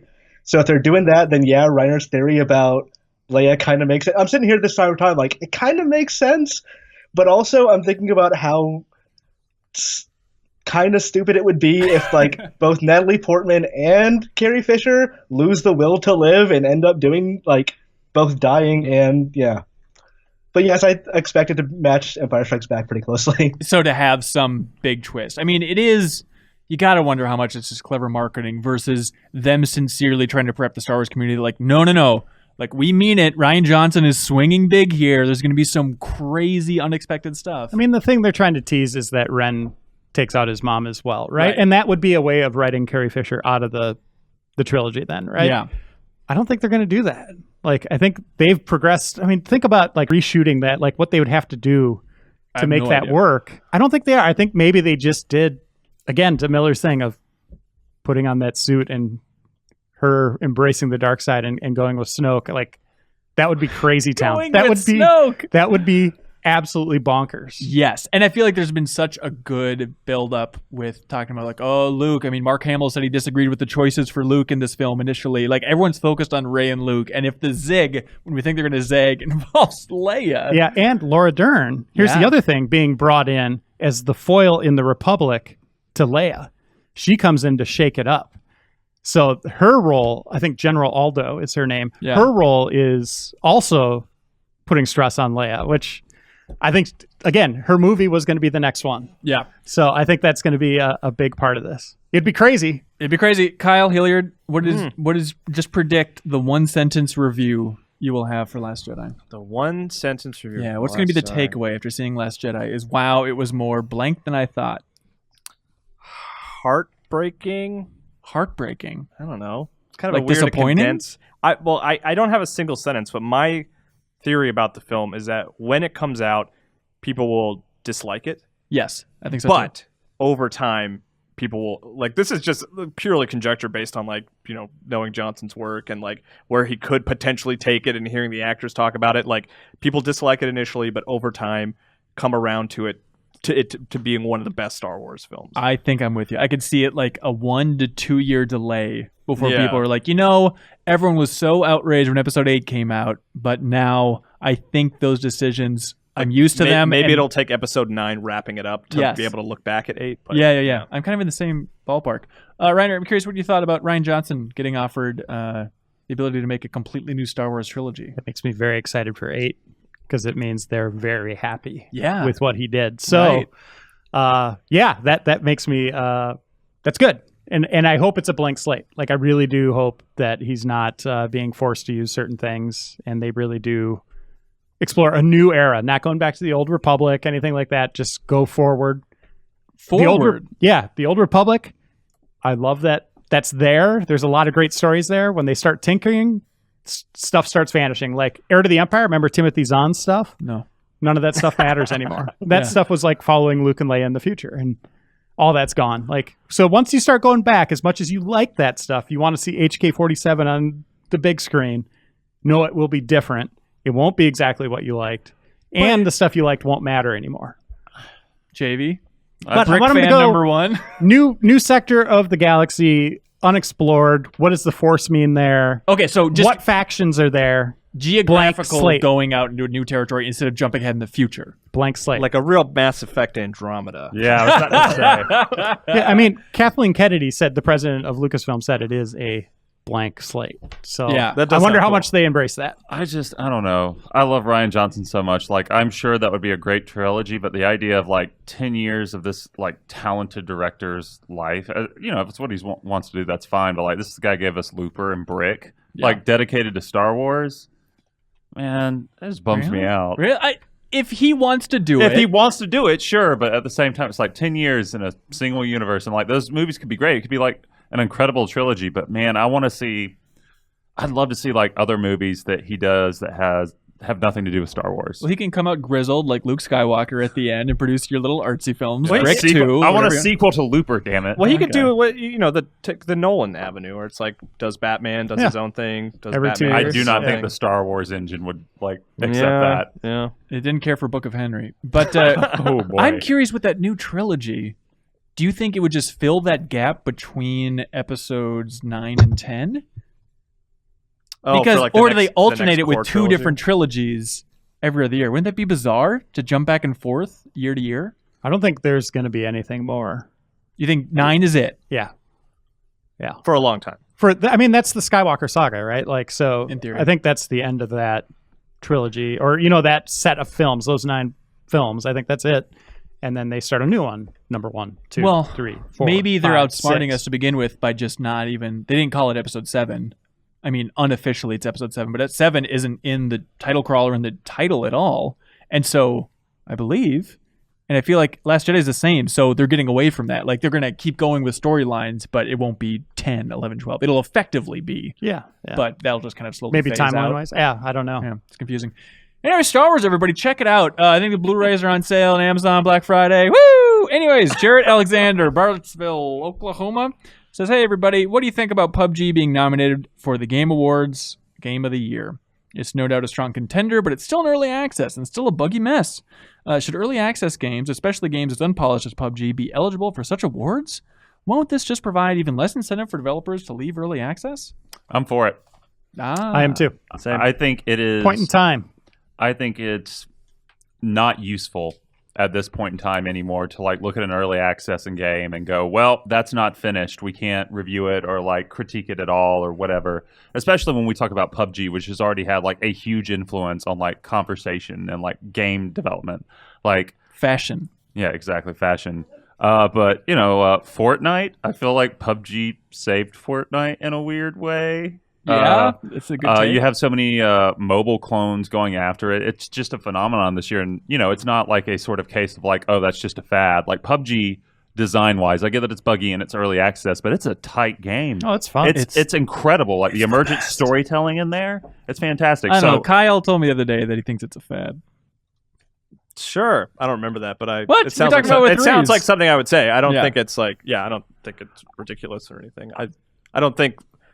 I like next year. I don't think there's going to be all these like PUBG clones that are still, you know. Next year, there's not going to be PUBG Well, clones? There will be let me take that PUBG back. modes. Like, Oh, yeah. I guess what I'm thinking of is like I look at something like Minecraft. Like Minecraft is still the king. You know what I mean? Yeah. It wasn't really. There's other people trying to move in on that style of game, but like there's still just like Minecraft is the core one that everyone wants to play, and I feel like PUBG is going to be like that. Every shooter is going to try to do that mode. Yes, like there will be PUBG modes in some of the biggest shooters. I have no doubt about this whatsoever. Yeah. Whether they'll be but I don't- successful though. Yeah, that's yeah, a no, whole nother totally. question. Yeah. But I feel like I don't think it's game of the year, but I think the idea of not including it in the discussion for game of the year is absurd and archaic, and people just need to let that go. Yeah, the landscape of gaming changed a long time ago, right? Like games as service are a thing now.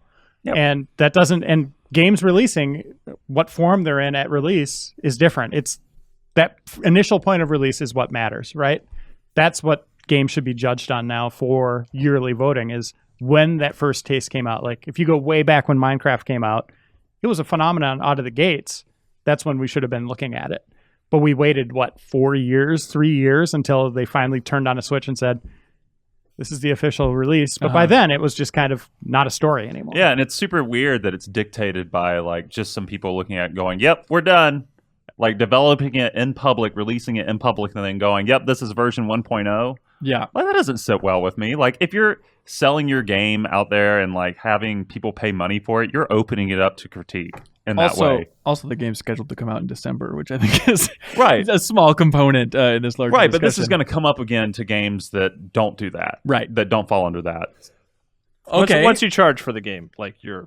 Yeah, once you charge You're for the under the game, line. I think it's fair game, and I think it's absurd to argue otherwise. Like Yeah. that is one of the few arguments I look at. I'm just like, no, this is dumb. The Yeah. point you're making is terrible, and you should just stop. They're defining their own game as like pre-release. Yeah. You know, I mean. Well, Reiner, how does this work with reviews? What do you mean? Why aren't we reviewing every game then? If it's in early access. I mean, that's a bigger question for. Yeah. I mean, that's not something I'm going to answer. Yeah. Like, I mean, that's tricky, right? Like, we should have impressions and stuff like that out. You know, I'll say this: we are addressing that stuff that will be coming in the future. Yeah. I don't know when, but it has been a hot talker in the office for years. I could say.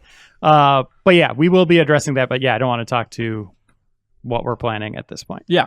It does get confusing, though, if it's like, okay, PUBG, we have to recognize something like, is it Dead Cells? Is that Yeah, early that's the access one that Castlevania? Polygon reviewed. Okay, Like right. actually right. slapped a number on it. Yeah, that's Yeah. one where it's like, oh, Christ, is that making our top 50 then? It's just, there's a huge can of worms, but it's like, we got to address it. We got to address it. I mean, every year, it's if you don't address it, it's just what is the point of like being, you know, critiquing things in that way? I guess. right. Like we have to change our critique to keep with the times.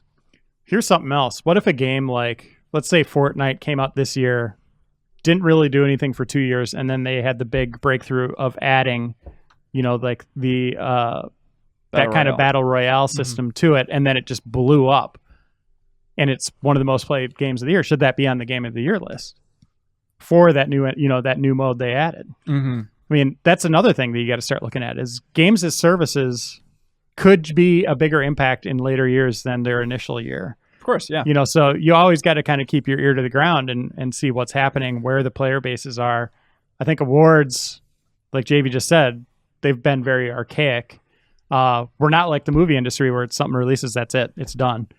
You know, games are very different now. It used to be that way, but now it's like, you know, something like Dota 2 should probably be in the running again. You know, like these games, they keep adding content to them and making them better. And that's a big thing. It's just the best game experience you can technically have that year. Yeah, and Overwatch is making my list. I'll tell you that right now. Sure. Like I have an article up on the site that goes into why. It's the game I played the most this year. It's the game I played the most last year. Why would I not talk about that? Imran, is this us just worrying too much about semantics? Do you think it's necessary to get so bogged down? It doesn't mean anything anymore. It's Battlefront 2 can change its entire economy after the game has come out. Metal Gear Solid 5 became a worse game months after it released. Yeah. Like, the games as a service, you just kind of gotta... It's like the old pornography argument that I don't know what it is, but I know what I see it. Yeah. Mm-hmm. And you just kind of have to make a choice and say, like, this works, this doesn't, we're calling it on this one. Yeah. Right. What a wild world. Easier question here. Luis Diaz says, hey, team, hope all is well in your world. Is it? Yeah, it's Thanksgiving. Food. High pitch Thanksgiving. He says, hey, where does a game you enjoy need to go in order to breathe new life into it? It can be a new setting or blending mechanics from other games. For example, back when I used to play GTA, I always thought they should just make GTA 2169 a GTA set in the future with flying cars in a futuristic setting. Yes. Jack 2. So the question is... Yeah, they wanted Jack 205. So the question is then how to do the series that we feel have grown stale, how should they redefine themselves? How can one setting reinvigorate it, specifically as a jumping off point, sci-fi GTA? Do you guys think they'll ever do it? No. Someone else Not will. Rockstar. Someone else will. Well, I take that back, actually. I could see the Housers or someone over there in creative being really inspired by, like, Blade Runners, right? Yeah. I think Cyberpunk that game coming out might steer them away from that anytime soon. But I could see them, their love of movies like The Warriors, stuff like that. I could see them maybe potentially doing something like that. Yeah, Like Red Dead 3. Well, but you also want them to explore different cities on planet Earth now, right? Or set in a decade ago. Yeah. It probably wouldn't be called GTA, right? It would be called something different. Grand entirely. Theft Spaceship? Well, no, not even a Grand Theft. Like Oh. in the same way that like Red Dead Redemption is kind of the same structure. you're They probably went right. to the past. Like they would have an open world future city game, but it would not be called Grand Theft Auto. Is It'd be called, like, Manhunt technically Space set in the Wars. future or something? Is No. any GTA game set in the future? No, none of the GTA games are set in the future. I'm sorry, not GTA, but Rockstar games. Manhunt's set in like... Table tennis. Yeah, that's that was- 2162. When table tennis becomes the go-to sport for everybody. Well, I like Bully's another good example of that. Like it's still like an open world game, but it's called something different in a different setting, right? Okay. So, but Yeah. good question. Yeah, they were doing that spy game for a bit Oh, what too, about right? Oni? Oh, Agent. Yeah. Oni, of course. There There we we go. go. They There's already the made answer. Yeah. Done and done. That's Bungie, right? Signed, sealed, They delivered. published it. I Yeah, think. they published Yeah, it's a That counts. confusing blur. I think it's insane that Assassin's Creed didn't go to Japan yet. Well, now especially with I Sucker know, Punch like it's eating like, its lunch. nice going, guys. That game looks so cool. It That really setting, does. like we know nothing about it, but oh yes. Yeah. Give me that. So if you were signing checks, Mr. Assassin's Creed Ubisoft JV, and you had on your table 5 years ago, ancient Egypt, feudal Japan, you would have gone feudal Japan. I mean, that's kind of hard to say because I'm playing Origins right now and I kind of don't like it. Oh, really? Yeah. But the Wow. setting's I love cool, the at least. setting. There I we love the go. setting. All right, that's all we know about it. That's all we know That's about all it. we know about it? Yeah. Probably Egypt still. Like Ah. compare because there's so many other games that have been to Japan, but I specifically want Assassin's Creed in Japan. But Yeah. like no other game series has really gone to Egypt. See, I think that Japanese setting would kind of like set in. There's so much stealth around the idea of like ninjas and stuff like that. Like that seems more in line with Assassin's Creed to me. Like Yeah. even that aspect of it would be like I would definitely go. That Yeah, way. But would they not stand out? Would there just be people running across rooftops everywhere, and you'd be like, I'm not that cool Just anymore. saving like it for how the do you- MMO, naturally. Yeah. Yeah, like I think it's easier to differentiate Assassin's Creed with Egypt, in mind, as opposed to like, oh, we're making Assassin's Creed Ninja. Then you run Yeah. into the problem of like it looks like Tenchu and What are stuff the like odds that. they just call it that, too? Assassin's Creed Ninja? Just Call of Duty I would- World War II it. Just F There's one it. that could just call it Assassin Ninja Creed. Anyways, Kyle, sit down before you fall down. Okay, Chris ready. Reichert from Denver says, hey, fellas, the last Prince of Peach... Peach, the Prince of Peach. Prince of Pisha. I want to play Prince of Peach. Prince of Peach. The last Prince of Persia to release on console was in 2010, which I presume is due to the success of Assassin's Creed 2 in 2009. Given Assassin's Creed Origins' new shift towards open-world action RPG, do you think the door is open for a new Prince of Persia since they no longer occupy the same space? No. No. Well, I mean, if you remember, like originally when we saw Assassin's Creed Origins, that very first leak, that was Prince of Persia game. Okay, Like, is that way- true for Origins? Because I know the original Assassin's Creed started out as Prince of Persia. But About 5 years ago, there was a Ubisoft leak of a character standing around in ancient Egypt, and it was titled like POP something something video title. really? I did not know that. So that was I remember that leak, and that did become Assassin's Creed Origins, like confirmed. As far as we can tell, I mean, Yeah. there's no other ancient Egypt Ubisoft games going on, so True. I don't know if Egypt counts as Persia. Now, I'm no geography major, but that seems like an odd choice. It'd be like a Prince of Mesopotamia? I don't know what you'd call that technically. Is it bad that I mean, whenever technically, Prince of Persia once at a time was India, right? I don't know. Because they were in their yeah, castle. you'd think I would know because I've played that game like 8 times, but no, I'm not sure. I don't remember. Because I have no idea. Pharaoh's definitely Indian. I didn't assume pay it was her attention castle, to but I don't any remember. detail. Yeah. My love for that game is the relationship between the prince and Farah, not the setting. I think my favorite thing that we have in the office, statue-wise, because we have statues, is the Godsmack version of Prince of Persia. The Warrior Within. Within. Warrior Within. Oh, it's so bad. The game's fun though. Yeah. Oh, it's got a really good combat system. Have we ever played the original Prince of Persia on replay? When you say Super original- original? Oh, Oh. no. That game's real bad. We It did, does not we did age Sands well. of Time, I think. but Yeah, not- I think so yeah. too. I've always wanted to play that just because the animation looks so interesting. But That's that's a- probably the thrill is looking at a GIF instead of trying to play that demo. Yeah, don't That's play a- that game. That's a rough ride. Yeah, Okay. I don't know what a modern Prince of Persia would be, but like I would want just like another linear, like I want to go through a series of levels, like Prince of Persia style platforming, you know. And like some of my favorite, like I think it was Assassin's Creed 2 started having those. I forget what they were called, but like you would go in those caves and you'd have big like platforming experiences. Yeah. Like I like that stuff because it was close to Prince of Persia, but.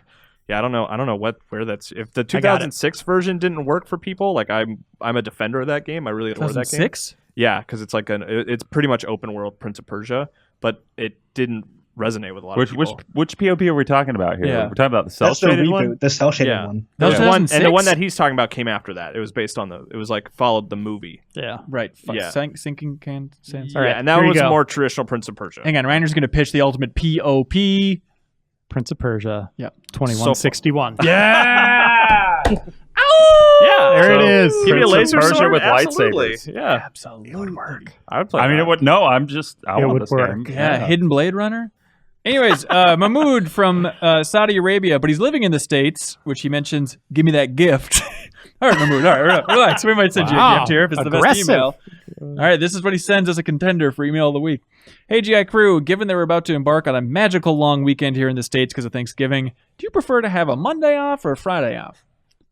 Simple question. Which is more satisfying? Friday. Friday off. Yeah, Why is that? I don't know. Let me think about it. I guess I feel like You're going to put money on that? I guess Sunday just needs to feel like the end because even if you have the next day off, Sunday still feels like the end of the weekend. I agree. agree. Friday feels like more of a part of the weekend, so having that day off just Yeah. feels right. Whereas Sunday night, even like from an entertainment standpoint, it's all kind of closing down early. Bars are shutting down. Friday night, everything's I think that hopping. I think that's what makes it feel like more of an extra bonus having that Monday off. Jay, are you with me on Monday? You my No. Monday boy? No, Oh, damn it. I'm a TGIF extra credit boy. Leo in the booth, Monday boys. Monday. It just feels like a bonus super lazy day. Whereas having Friday Yeah, off, you that's have true. like you have the pressure of okay, I gotta go out tonight. I gotta wash my hair.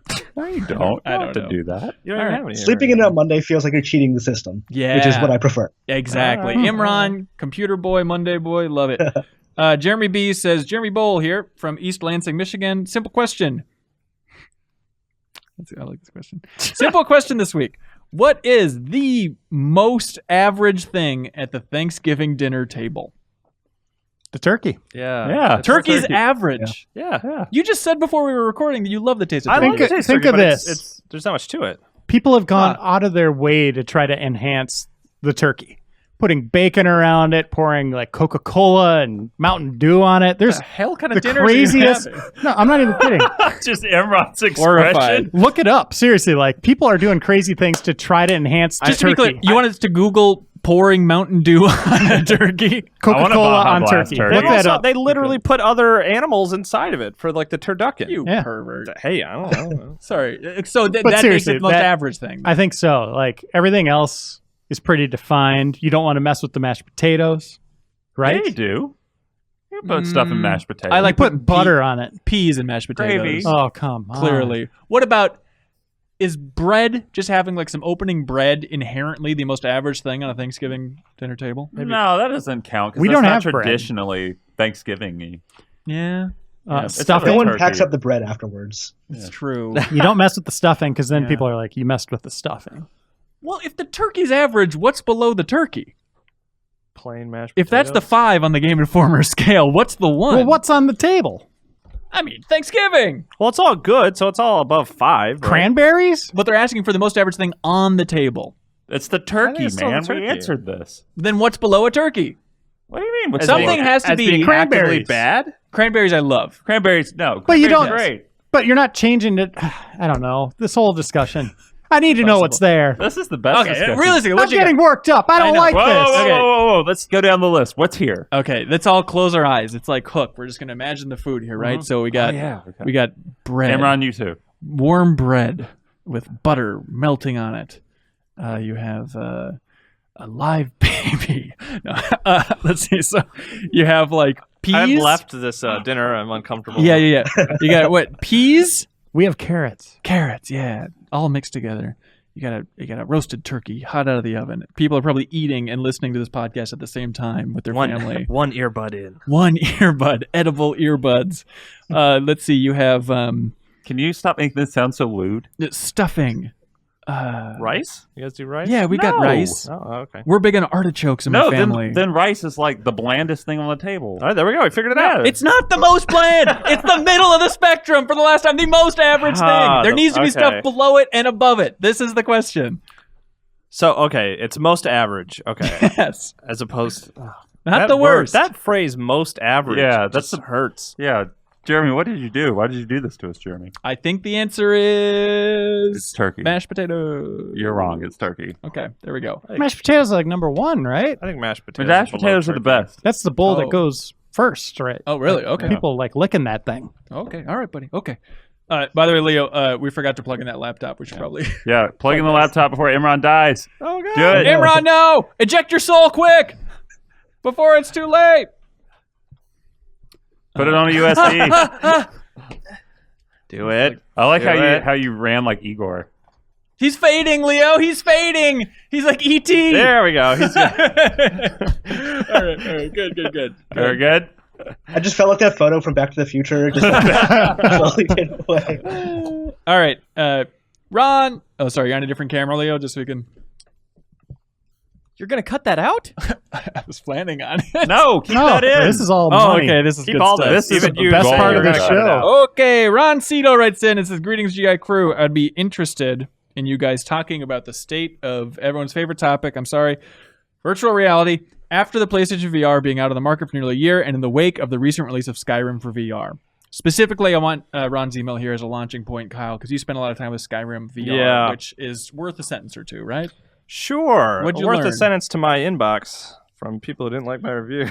Kyle gave it a 5 out of 10, and the Yeah. internet said, "F you, dude." Yeah, I will say I'm glad that game exists. I like the idea of like Bethesda and other developers and publishers taking like fully featured games and trying to adapt them to VR. I think Yeah. that's really cool.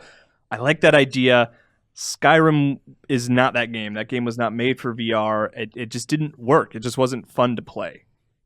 But I remember you said at some point while you were reviewing it, like, it's fun to stand there and look around. Yes, like when Okay. you're standing still, I had like my favorite moments in playing Skyrim VR were like going through the like climbing a mountain, which was not fun. Did you see the mountain first?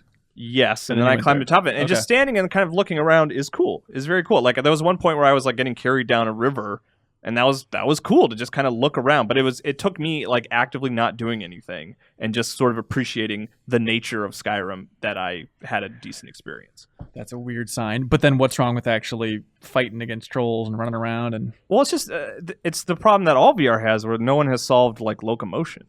Like it's not fun to move, you know. And like the options that they have in the game, like none of them really work.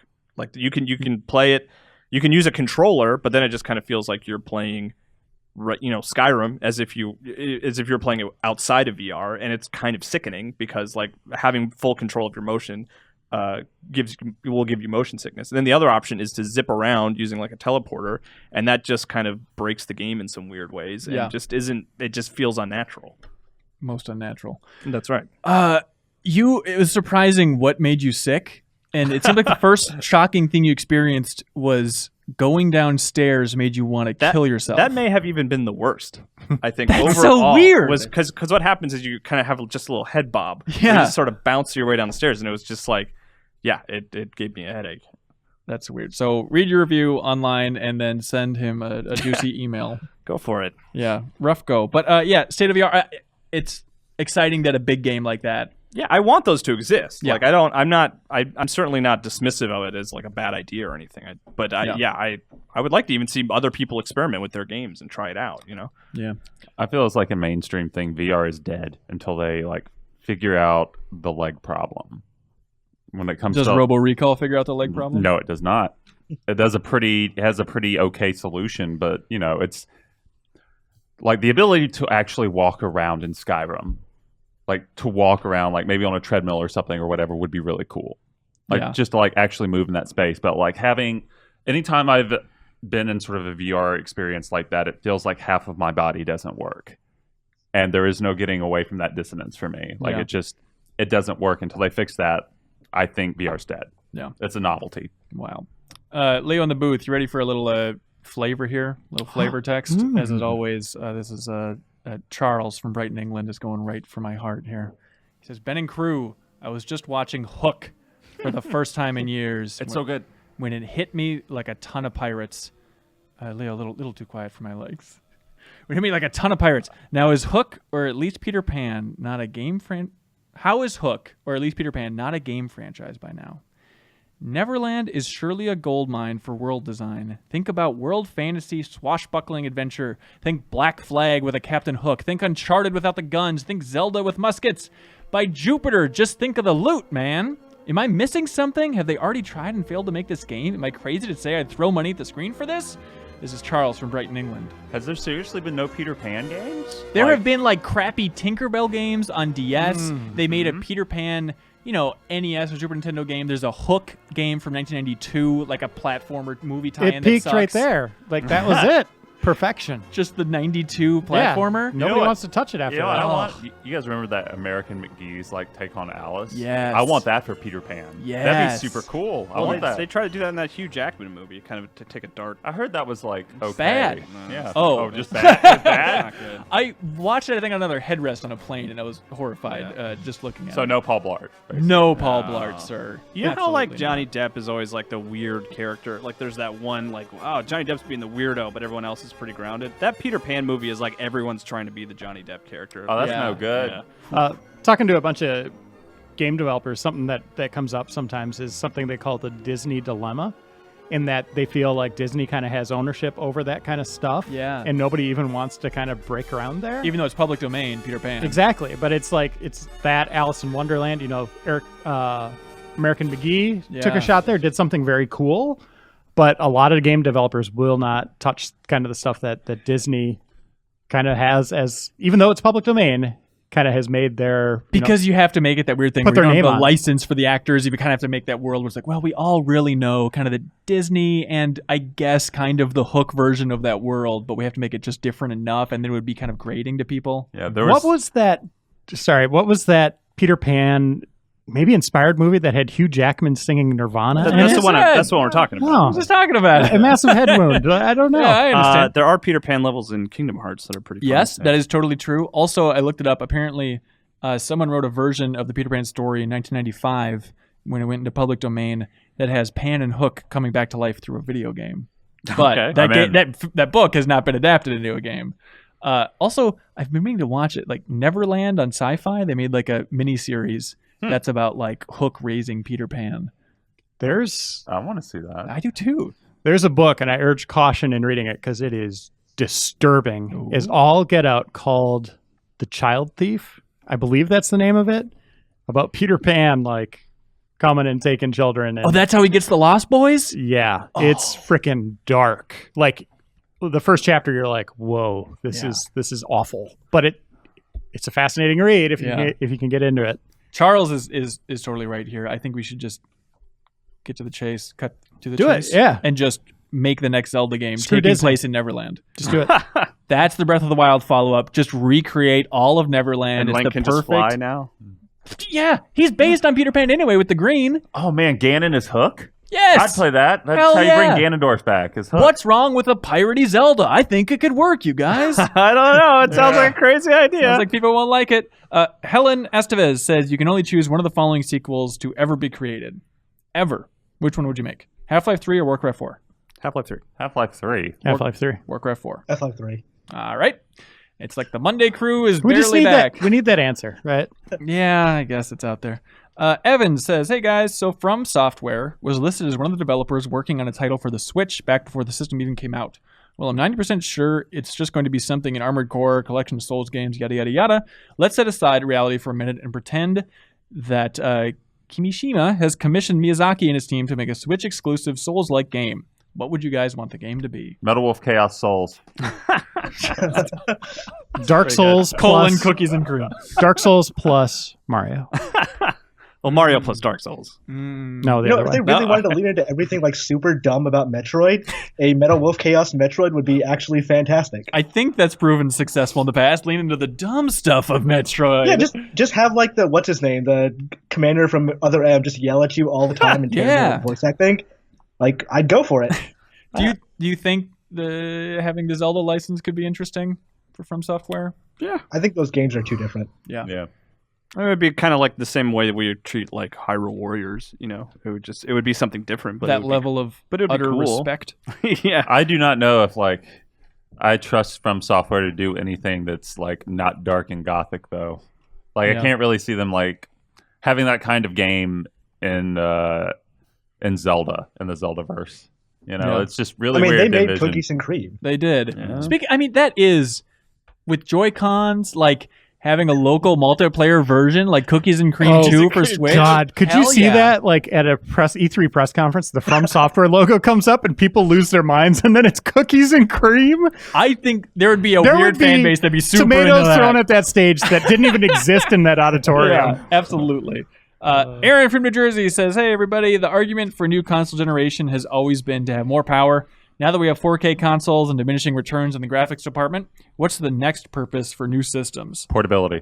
Yes. That is going to be the That's next what I want. battlegrounds. You're Yeah. not going to like what I say. Ooh, right. Streaming.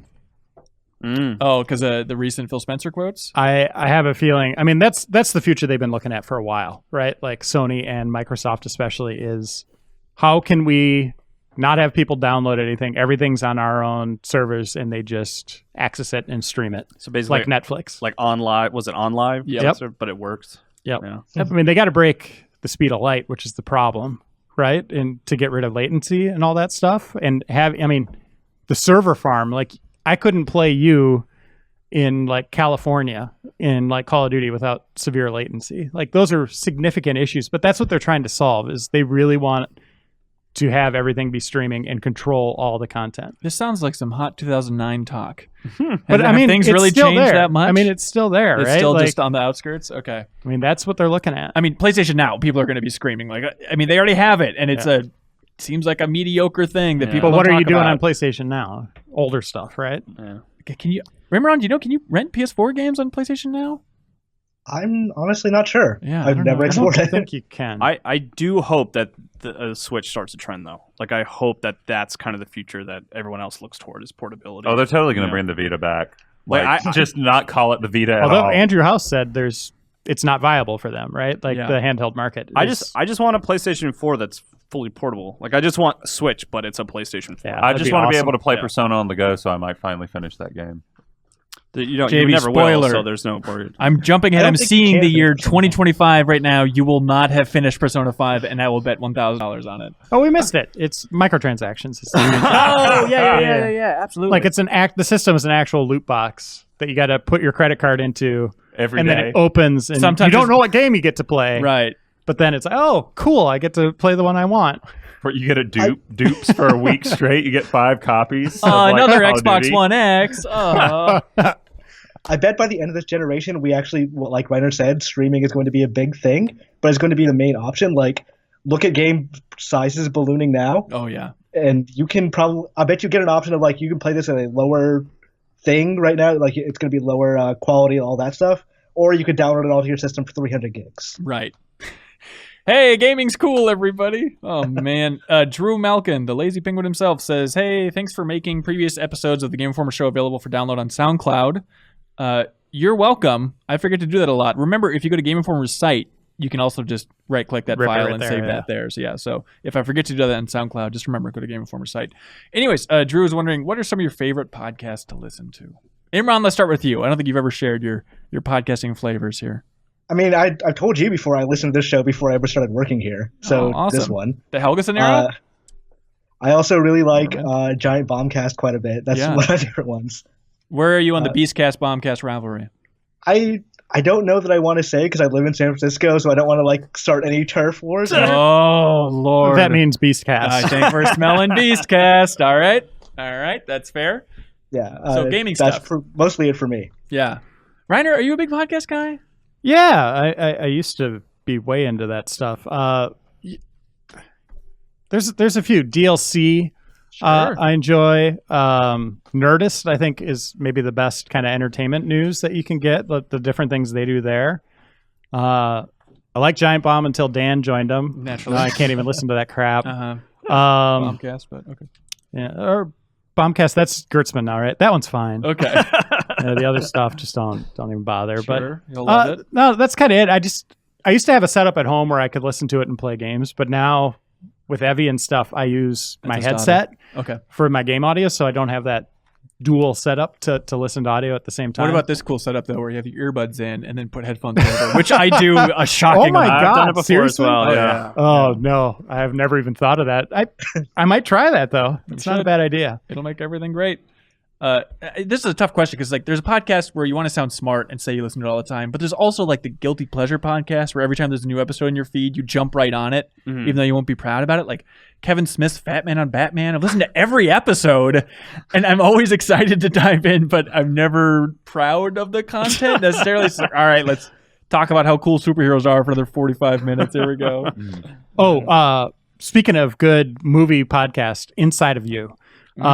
Which is the former Smallville Lex Luthor actor Rosenbaum. Yeah, he's funny. It's awesome, and he has great guests on there, and I mean it's super funny. Yeah, on the movie thing, real quick before I forget, there is a podcast that's very hard to find. It's called DGA, Directors Guild's podcast, the DGA Director's Cut podcast, where it's just one-on-one discussions between directors. Unfortunately, there's a live audience, which and sometimes directors aren't great at asking questions, but it's fascinating just who they match up and ask each other questions. Like they had Richard Donner ask the director, or have a full interview with the director of Wonder Woman, which is a weird mix. Or a recent one is Rian Johnson, Episode 8's director, interviewing Blade Runner 2049's director. And it's fascinating because he's just like, this is the best looking movie I've ever seen. Yeah. And it's like, oh, interesting. So we know Blade Runner at least looks better than Episode 8. Oh, man. But I mean, you can't top 2049. They also had Chris Nolan and Edgar Wright, which was kind of my gateway to them. Yeah, there was one with Chris Nolan and Michael Mann, too. Yeah. That's super good. It's some really cool mashups in there.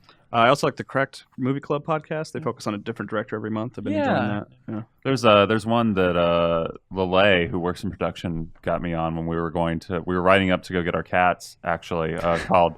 God, I hate the story already. Yeah, sorry. The Cryptid Keeper, which is like, it's these two women who just go through this bestiary, like the Beast Dictionary or Encyclopedia or whatever you just say Beast Dictionary like the rest of Beast. All right, yeah. Bestiary. And it's super fun because they like every episode focuses on like some strange creature, not like werewolves, but like the Mothman. Ooh, or like a frog man, and just they spend like an hour making jokes about it, but also like talking about the background of this monster. That's pretty good. Yeah, it's really good. It's called The Cryptid Keeper. Yeah, that sounds good.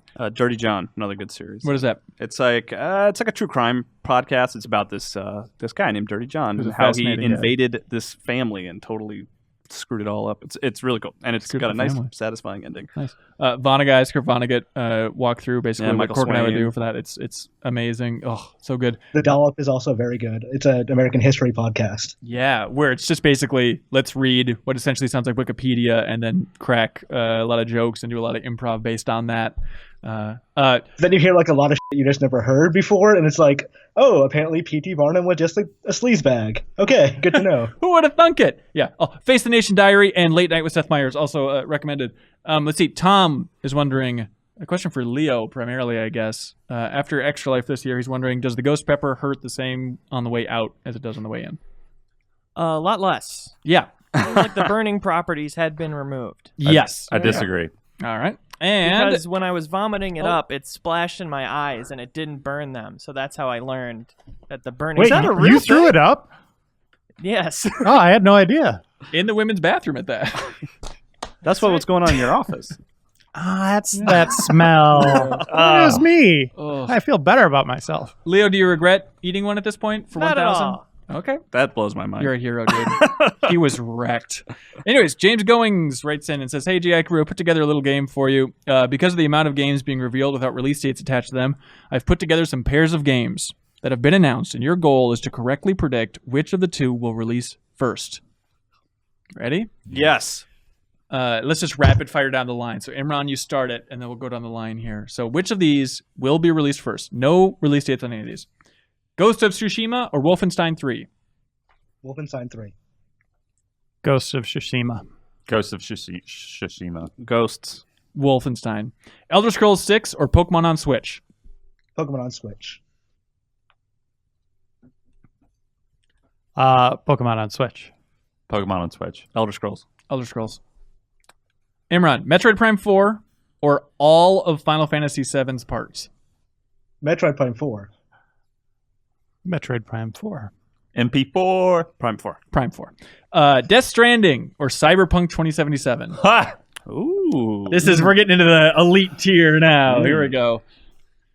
I'm going to say Cyberpunk. Cyberpunk. Death Stranding canceled. Do you really believe that? No. Okay. Cool. Let's keep broadcasting it then. JV. Cyberpunk. Okay. I think Stranding. No, Cyberpunk. Yeah. By a mile, Cyberpunk. All right. Here we go, Imran. Dreams from Media Molecule or any Valve title with the number 3? I mean, you were fine even without number 3, but our Dreams will be first, I think. Yeah, Dreams. It's going to be at PSX. Dreams. I'll say Valve. Why not? There might be like a Left 4 Dead 3 or something. You know? Artifact 3 at that point, I think they'll be up to. Dota 3. Yeah, who knows? Serial man. explodes. That's the subtitle? That's Really singling them out. What do you guys like? Favorite email of the week? I like the Thanksgiving one. It made everyone really mad. God. You know Yeah, what? that was pretty good. That one's good, but I think keep beating the drum of Battlefront. The one More people need to know about this. They need to be active, voice their concerns with companies doing this evil crap. I'm going Battlefront. Yeah. It was the juiciest one. I kind of like the Peter Pan thing too, because I'd never heard of that Disney idea of like how people, even though it's The Disney dilemma. like they don't want to touch franchises that they've owned. I think that's. I love it interesting. because it gives an excuse to play the Hook soundtrack, which is I think, the third best John Williams soundtrack. But unfortunately, he's from England. Ah, okay. Yeah. Jaws? Oh, it's better than Jaws. Man. I'll go with the classic Battlefront 2. I like the energy of Thanksgiving, but Fine, Battlefront so much confusion. 2. All right, there we go. Battlefront. Jason from Seattle. We're gonna ship something real nice out to you. I'm sorry, Imran. Did you agree with that one? Yeah, that was fine. All right, cool. Yeah, Imran's got it too. All right. For now, stay tuned, and we're gonna break down 75 rapid fire jokes and comments and words of wisdom from myself and Jeff Cork and Jeff Markiafava about what we're thankful for in 2017. So stay tuned for that.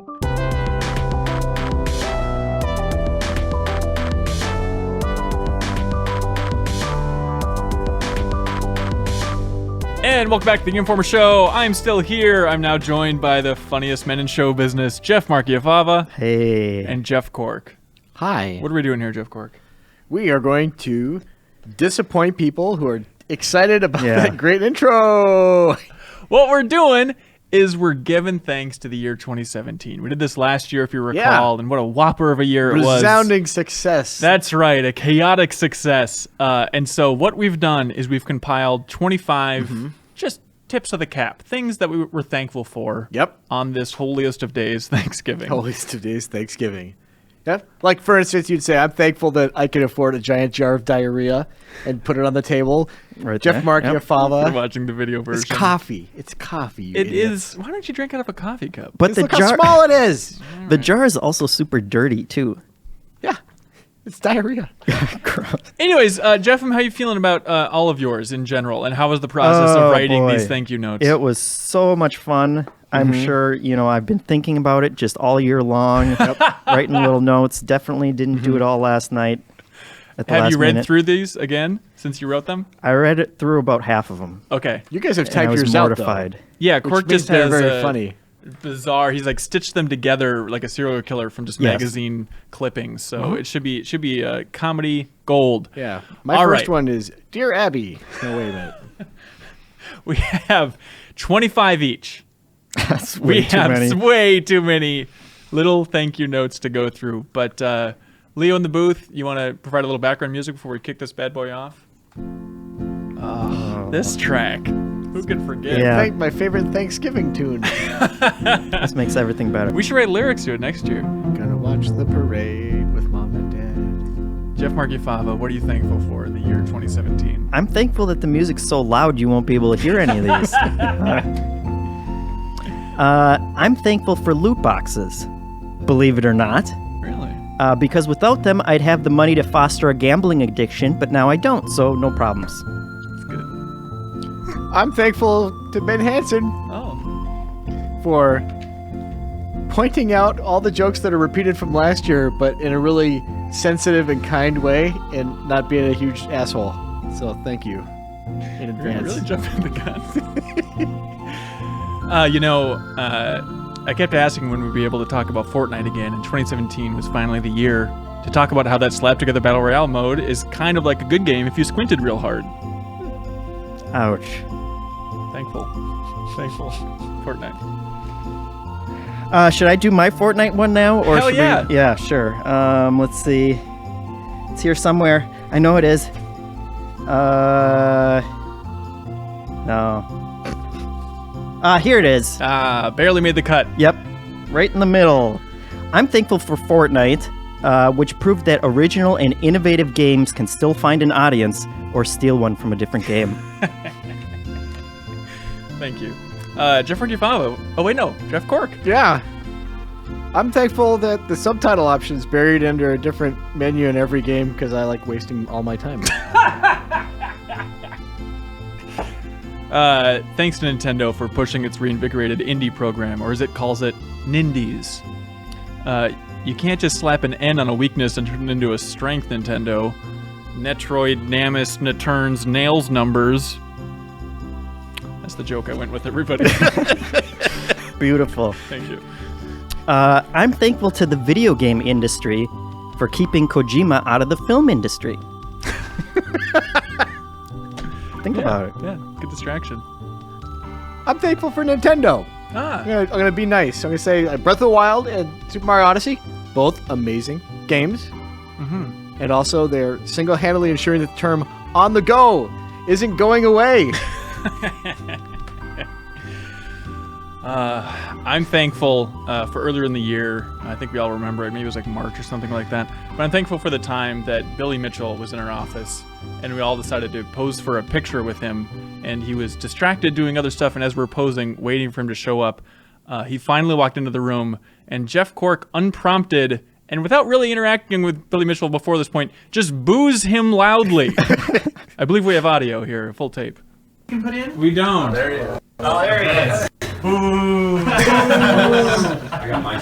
No one joined in on that chorus of boos, by the way. That was meant to be a chorus of boos. It's rare that you just can boo a stranger and it's totally warranted. Yeah, I have to say, in a smaller room like that, it's a different experience than if like a ravishing Rick Rude enters the auditorium and the entire crowd is booing. Jeff Markifava. It's the Thanksgiving. wrong holiday. All right, Yeah, take list it a few good Thanksgiving songs, guys. I'll put those on. away. Peanut soundtrack. Yeah. All right. I'm thankful that Sega released another Sonic game because we were running out of reasons to make fun of Shay. That's good. I'm thankful that Sega It's making an effort to bring Yakuza to the mainstream. Period. Some would say too much of an effort. 2 games in 1 year? Come on, forget about it. Yeah, games are fun. All right. We won. I'm thankful for unlocking. And let me check that again. I'm thankful for skill unlocking tutorial videos, as you are as well, Jeff Cork, I believe. It really pays to show me a 200 pixel by 90 pixel video of a move I'll forget to use immediately.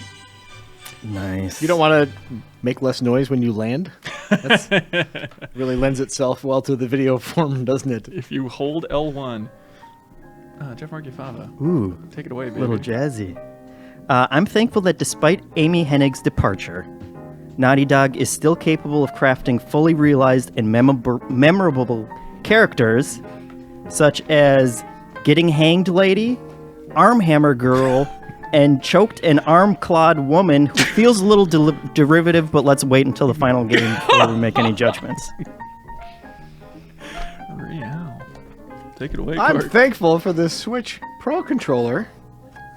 Though at this point, I have to say, I have to look down every time it says press X.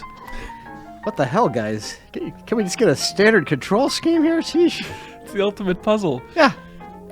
Thanks to The Evil Within 2 and its classic marketing tagline, quote, "The only way out is in," for reminding me of the 2003 film The Core and its wildly original tagline, "The only way out is in." Turns out potential customers decided that the only way out was to never go into the store to buy The Evil Within 2. Wow, lot to parse in that one. It's the Gettysburg Address of humor. Hey, I got a slogan one too for you, Hanson. Yeah.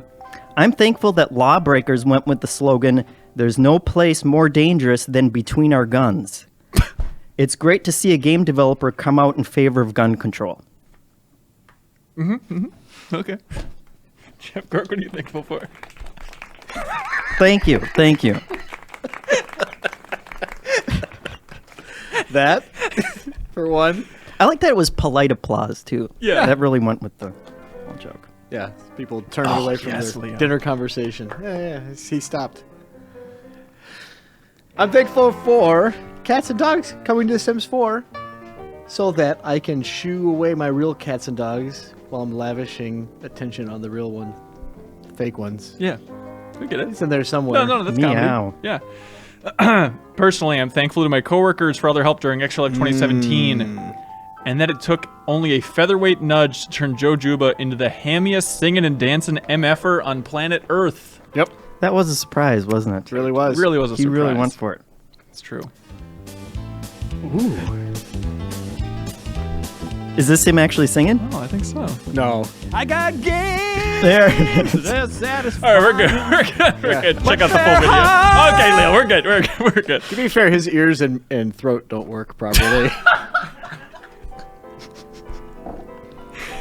Hey, Yeah. I'm thankful for the announcement of Concrete Genie because spray painting dog monsters on the sides of buildings in real life has become too risky in our politically correct climate.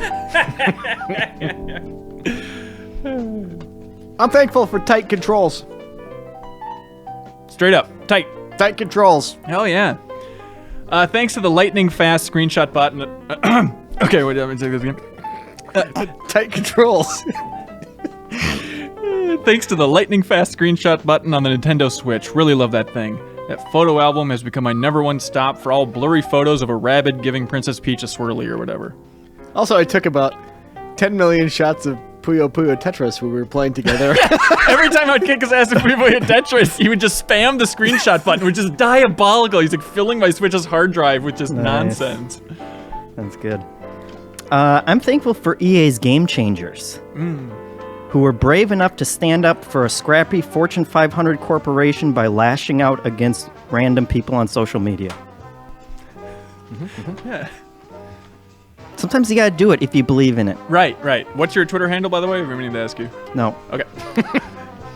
I'm thankful for Roblox YouTubers for basically raising my sons. I hope they're doing a good job because I am certainly not. They cool guys? I know they yell a lot. Okay, sounds funny. Again, you just can't get away from it. There's a lot of thanks to give around for Lawbreakers this year. So thanks to Lawbreakers for proving there's still a market for single-player games. Oh, jeez. Ouch. I don't know if they can hear Leo screaming in the background. Leo scorched he's in there. into it, yeah. I'm thankful for DICE, who showed how much they care about the Battlefront community by temporarily disabling the features designed to exploit and extort the Battlefront community. Really went all out. Poignant. I'm thankful for love letters. Do you rate them? You know, a lot of games are like love letters to other games. Yeah. You know, Quark was the one, he's had his answers done for like a week now and made us feel really bad. Yeah. But turns out we have no reason to. Yeah, because that's he right. just wrote down whatever came into his mind. And as it turns out, it was not much. Oh, it's beautiful. I'm thankful that 2017 saw the release of Star Fox 2, a great and pure retro Sonic experience. They released the plot of Half-Life 2 Episode 3. This just in, everyone's still miserable and will all die alone. I was giving you Gordon's response Thanks. to that. So was the crowd. What a cool character We should he mention, is. we have a full audience here, so if Yeah. you don't hear laughter, that's the reason. Yeah, they're not mic'd individually. They're laughing so hard that it's the point, you know, where they need to inhale in order to get more sounds out. Right, But- that's why there's very little oxygen left in this room. Yes. I'm thankful for Nintendo going all out and giving fans a new Mario game, a Zelda game, and a Metroid game all in the same year. And I look forward to next year's lineup. Oh,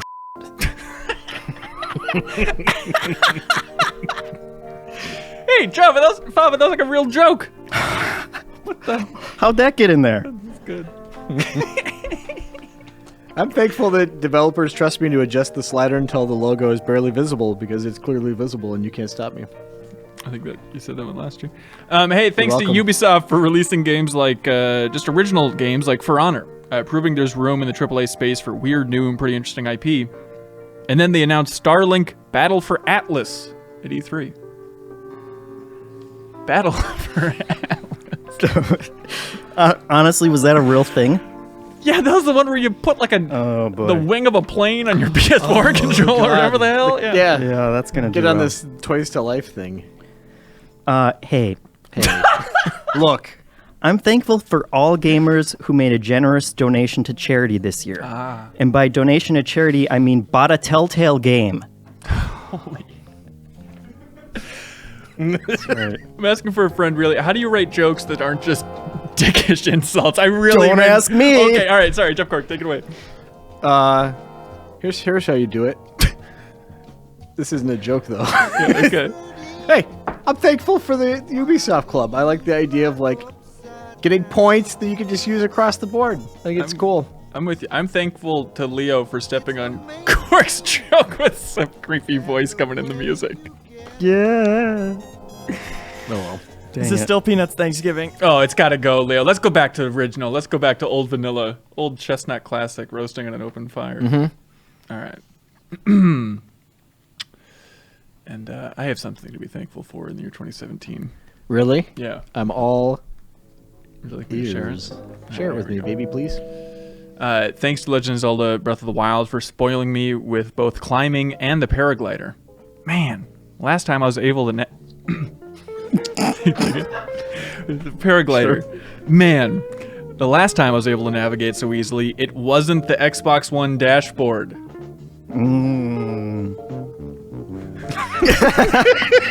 There we go. Hey guys. Guys, I love that intro.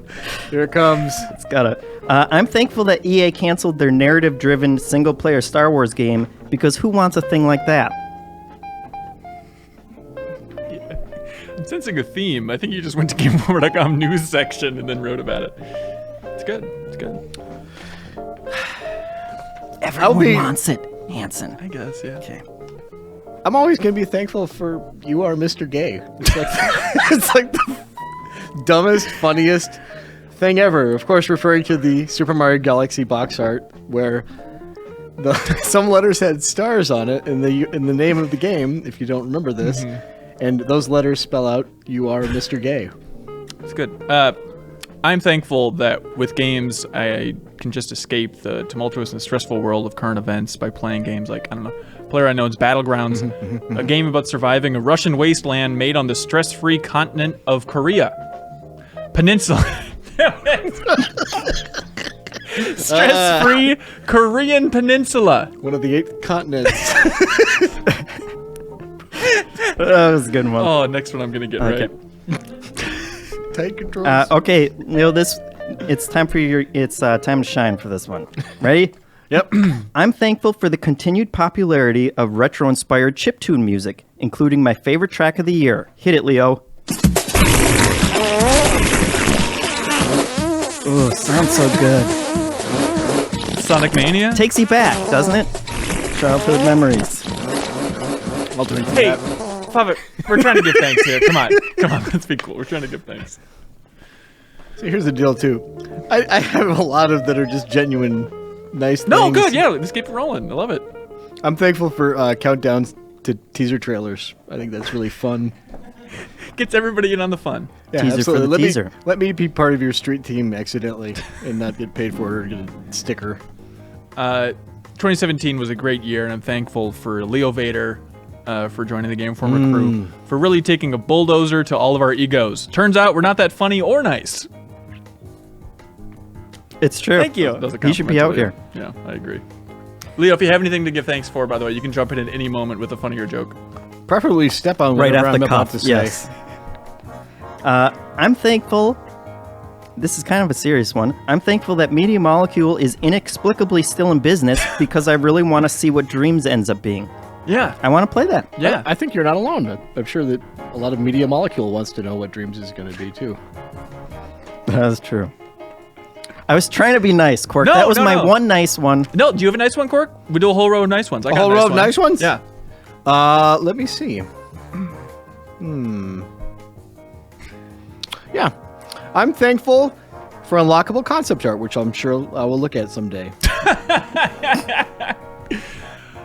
I'm thankful that a company like Harmonix continues to live on, cranking out bizarre musical experiments like Drop Mix. That's sincere. Also, just to tack onto it, I just want to say thanks to every social media update or sentence in general that doesn't contain the words I, me, or mine. Stop talking about yourselves, everybody. Yeah, social media is not a place for you. Yeah, leave it alone. Yeah. Okay, back to being mean. Yeah, take it away. I'm thankful Monolith used Middle-earth Shadow of War to ask intriguing lore questions, such as, what if Shelob was a sexy woman designed to entice horny boys? What if an orc just sold other orcs to the hero in blind boxes? And who cares about this J.R.R. Tolkien nerd anyway? It's good. It's good. They didn't do it. I'm thankful that nobody in my family gives a about Black Friday. That And is you don't a have good to one. wake up at like 3 in the morning. Jesus, that's like a whole weird family culture. Like some Yeah. people are like, you have to do this. It's a thing we do. It's Yes. like, cool, I get an off-brand flat panel television that I couldn't walk past fast enough on any other day of the year. They're up there with like the state fair people, where it's like, oh, as a family, we Yeah. go every year. We stay at a hotel so we can go day after day after day. Meanwhile, it's like 2.5 hours. Minnesota State Fair, one of the biggest in the country. It's like, I'm good. Meanwhile, it's even worse with Black Friday. It's not like the state fair you can go to statefair.com and get the state fair experience for the same price. Yeah. I'm thankful that there's no From Software game this year we have to pretend to appreciate. Ouch.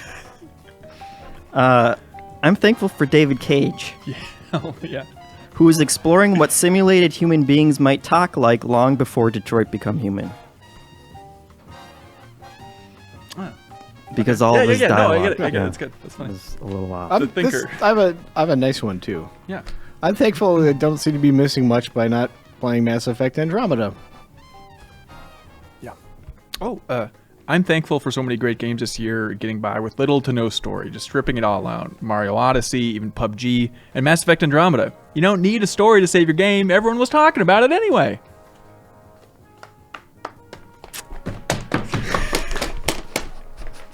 Hey guys. Yeah. I'm thankful for Anthem, because after BioWare's Mass Effect Andromeda and EA's microtransaction debacle, Anthem is guaranteed to be good. Okay. Serious one. Yeah, though. yeah, yeah. Come on. I'm thankful that it's so easy to capture screens and gameplay footage now, because you get to see a lot of hilarious stuff right now. Yeah, games are funny. It's like been bubbling under the surface for years and years, and now this finally is confirmation. Yeah, because I don't have to show you now, like, one of the NPCs in Assassin's Creed Origins just lost all of his textures. I could just show you this terrifying mannequin that I encountered while exploring the world. That I fell in love with. Thanks to Uncharted: The Lost Legacy for proving that a company as talented as Naughty Dog can turn around a full 7-hour campaign in 1 year. All it took was an unsustainable work environment and adding in a splash of, oh my god, we have no choice, why did we promise single-player DLC for this game? Work environment! I'm thankful. Yeah. Are we getting the music back later? It feels so uncomfortable without that really safety bad. net. There we go. All right, take it away, sir. Okay. I'm thankful that Ben Hansen didn't spoil any big games this year like he did with Spec Ops The Line, hashtag never forget. Oh, Jesus. In year 2011, I lightly hinted at something that happens 2.5 hours into that game, and everybody acts like I spoiled the biggest GD thing. And I brought this up with you maybe a couple months ago, and you brought up the best response to it, which was how many people have gone back since and actually played that game. And it's absolutely nobody. Oh, because I ruined the dumb white phosphorus moment. I'm gonna vaguely at that. I'm gonna send you a text immediately after I see Force Awakens spoiling something that happens 2.5 hours into it. Okay, thanks. You son of what is this music? Thanksgiving parade music. This is Fife and Drums theme from A Charlie Brown Thanksgiving. Ah, yes, who can forget? Talk about a Woodstock. Are we still doing this? Yeah. Did I already go, or where are we? No, I think it's on you. I just went, yeah. Hey, I'm thankful for when all your libraries move forward, like Rock Band 4, rest in peace, and Pinball FX3. That's right. Yeah. That's a genuine one. I got a genuine one, too, if you You do, Hanson. idiot! Oh, yeah. Genuine. Oh, here's a nice one, I guess. Sincere thanks to Nintendo for the hardest rebound I've ever seen in gaming with the absurdly tutorialized Skyward Sword shifting over to Breath of the Wild. A game doesn't even go out of its way to explain to these two Jeffs why it's obviously Game of the Year. That was my sincere one. What do you have, Jeff? Hey, Lou, you want to just go back to that first song?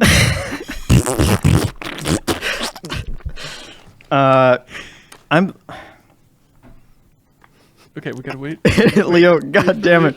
When we get to number 25, you're going to love it, and I'm going to have to show you that I actually have it written down. Sure. It's... I'm thankful that Horizon Zero Dawn turned out way better than it had any right to be. And that's genuine. Yeah. Because it had disaster written all over it. Yeah. But it turned out just as good as I wanted it to be. So. Yep, it had like disaster written all over it. It was a game that starred a character trying to tell a story in a video game. Yeah. And it worked, though. Cork, do you have a Horizon one? Make a Horizon stretch. No, I can make one up real quick, though. Yeah. I'm thankful it's so easy to uninstall Twitter. Okay. On Horizon. Yep. I'm thankful that games like the March release of Horizon Zero Dawn prove that the base consoles from 2013 can still look absolutely amazing. But I think I speak for everyone when I say, bring back Killzone. That's not true.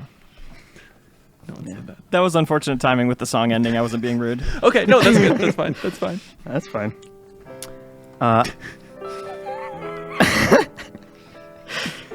This is good. Okay. I'm thankful for Breath of the Wild's destructible weapons system because it has exposed who in the office is willing to concoct ridiculous excuses for bad design. Kyle tells me one more time, oh, think of it like ammo. I'm going to lose my mind. It is helpful if you think of it like ammo, though. Yeah, I think that's an interesting avenue.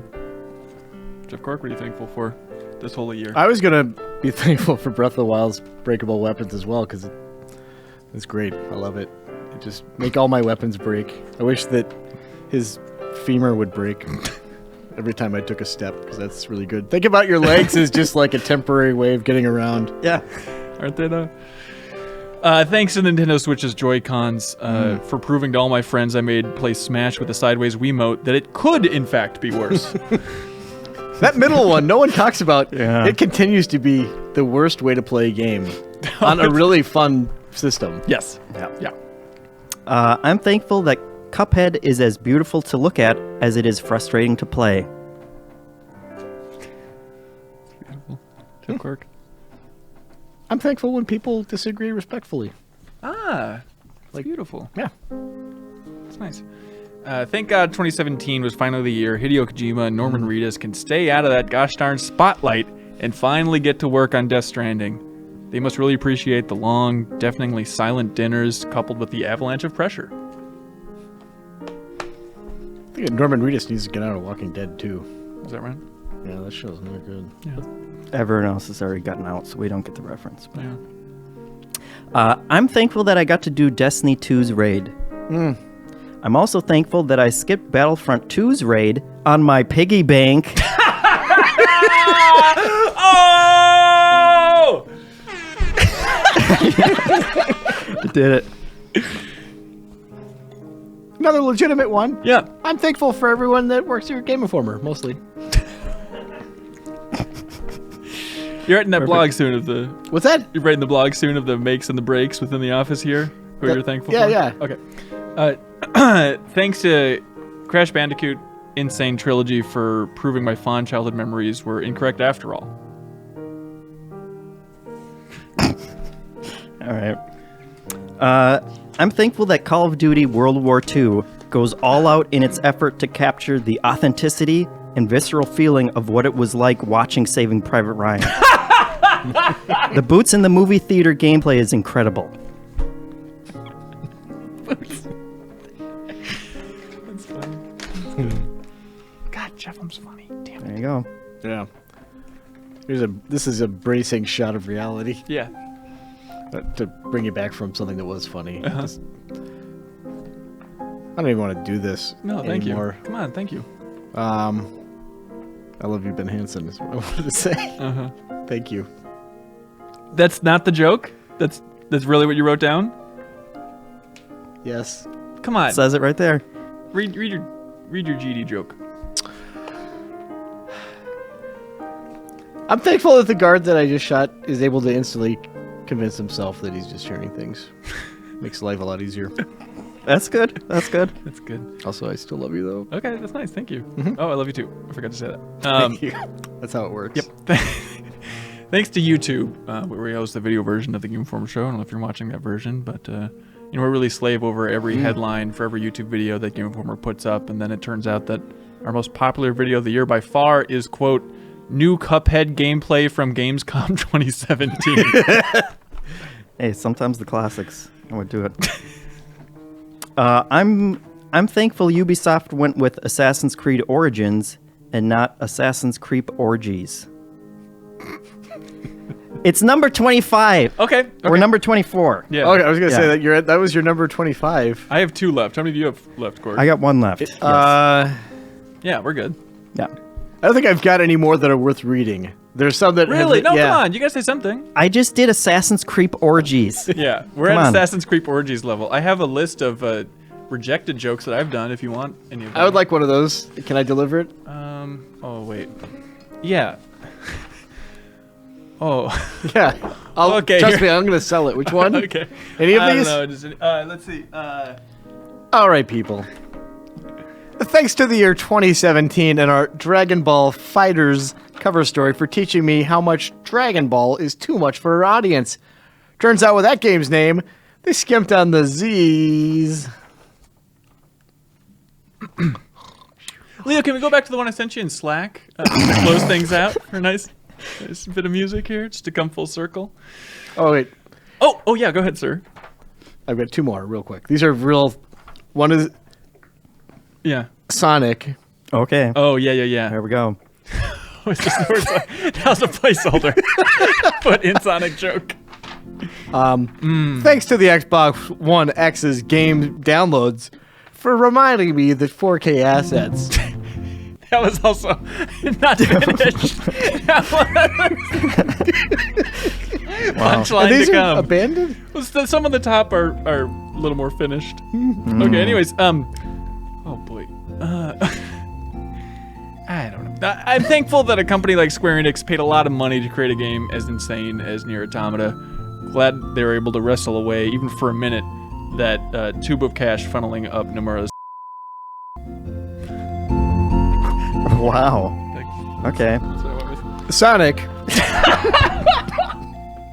My last one, which I had written down this entire time, was I'm thankful for Leo Vader, who always has the perfect sound clip queued up for any occasion. Sure, that one he gets. All right. Cork, finish her off. Oh, There's so many good winners. let's see here. I'm thankful that Ghost Recon Wildlands found an audience. You're reading the ones that are like have commas waiting for punchlines. Oh. There's maybe some more. I think the other ones, they're more fun to read out loud, though. All right. Yeah. Thanks to E3 for finally opening its doors to the public. Yeah, big year. Now the rest of the world is welcome to spend way too much time shooting an elaborate E3 show floor tour video that nobody watches. Ew. There we go. Oh boy. Really, 2017. I want to say thanks to Matt Stone. Damn it, Leo. Don't like me so much now, do ya? Yeah. Thanks to Matt Stone and Trey Parker for letting me know that it's okay to lose enthusiasm for the new South Park game by doing it themselves years before the game was even released. Leo's nodding. Solid. Thank you. Thanks to the Switch eShop. Also, there's a comma waiting for a punchline. Hey, everybody. 2017. What a Hell year. of a year. There's so much to be thankful for. Gosh, I think we got a lot out of our system. Let us know what you're thankful for. In the comments below, you can write into podcastgameinformer.com. Let us know. I'm thankful for writing more jokes next year. I thought, to be fair, I thought we took it seriously at first, and then things fell apart. But here, it seems like we're just... No, I think we hit it. I think we hit it out of the park. We hit our bar from last Yeah. year. Thanks, everybody, for watching or listening to this overall episode of the Game Yeah. Informer Show. As always, it's free. Be sure to Get what tune you in pay for. next Thursday, or this coming Thursday. We'll have a brand new episode waiting for you. Bye, everybody. Happy Thanksgiving. What a f***ing disaster. This is a nightmare.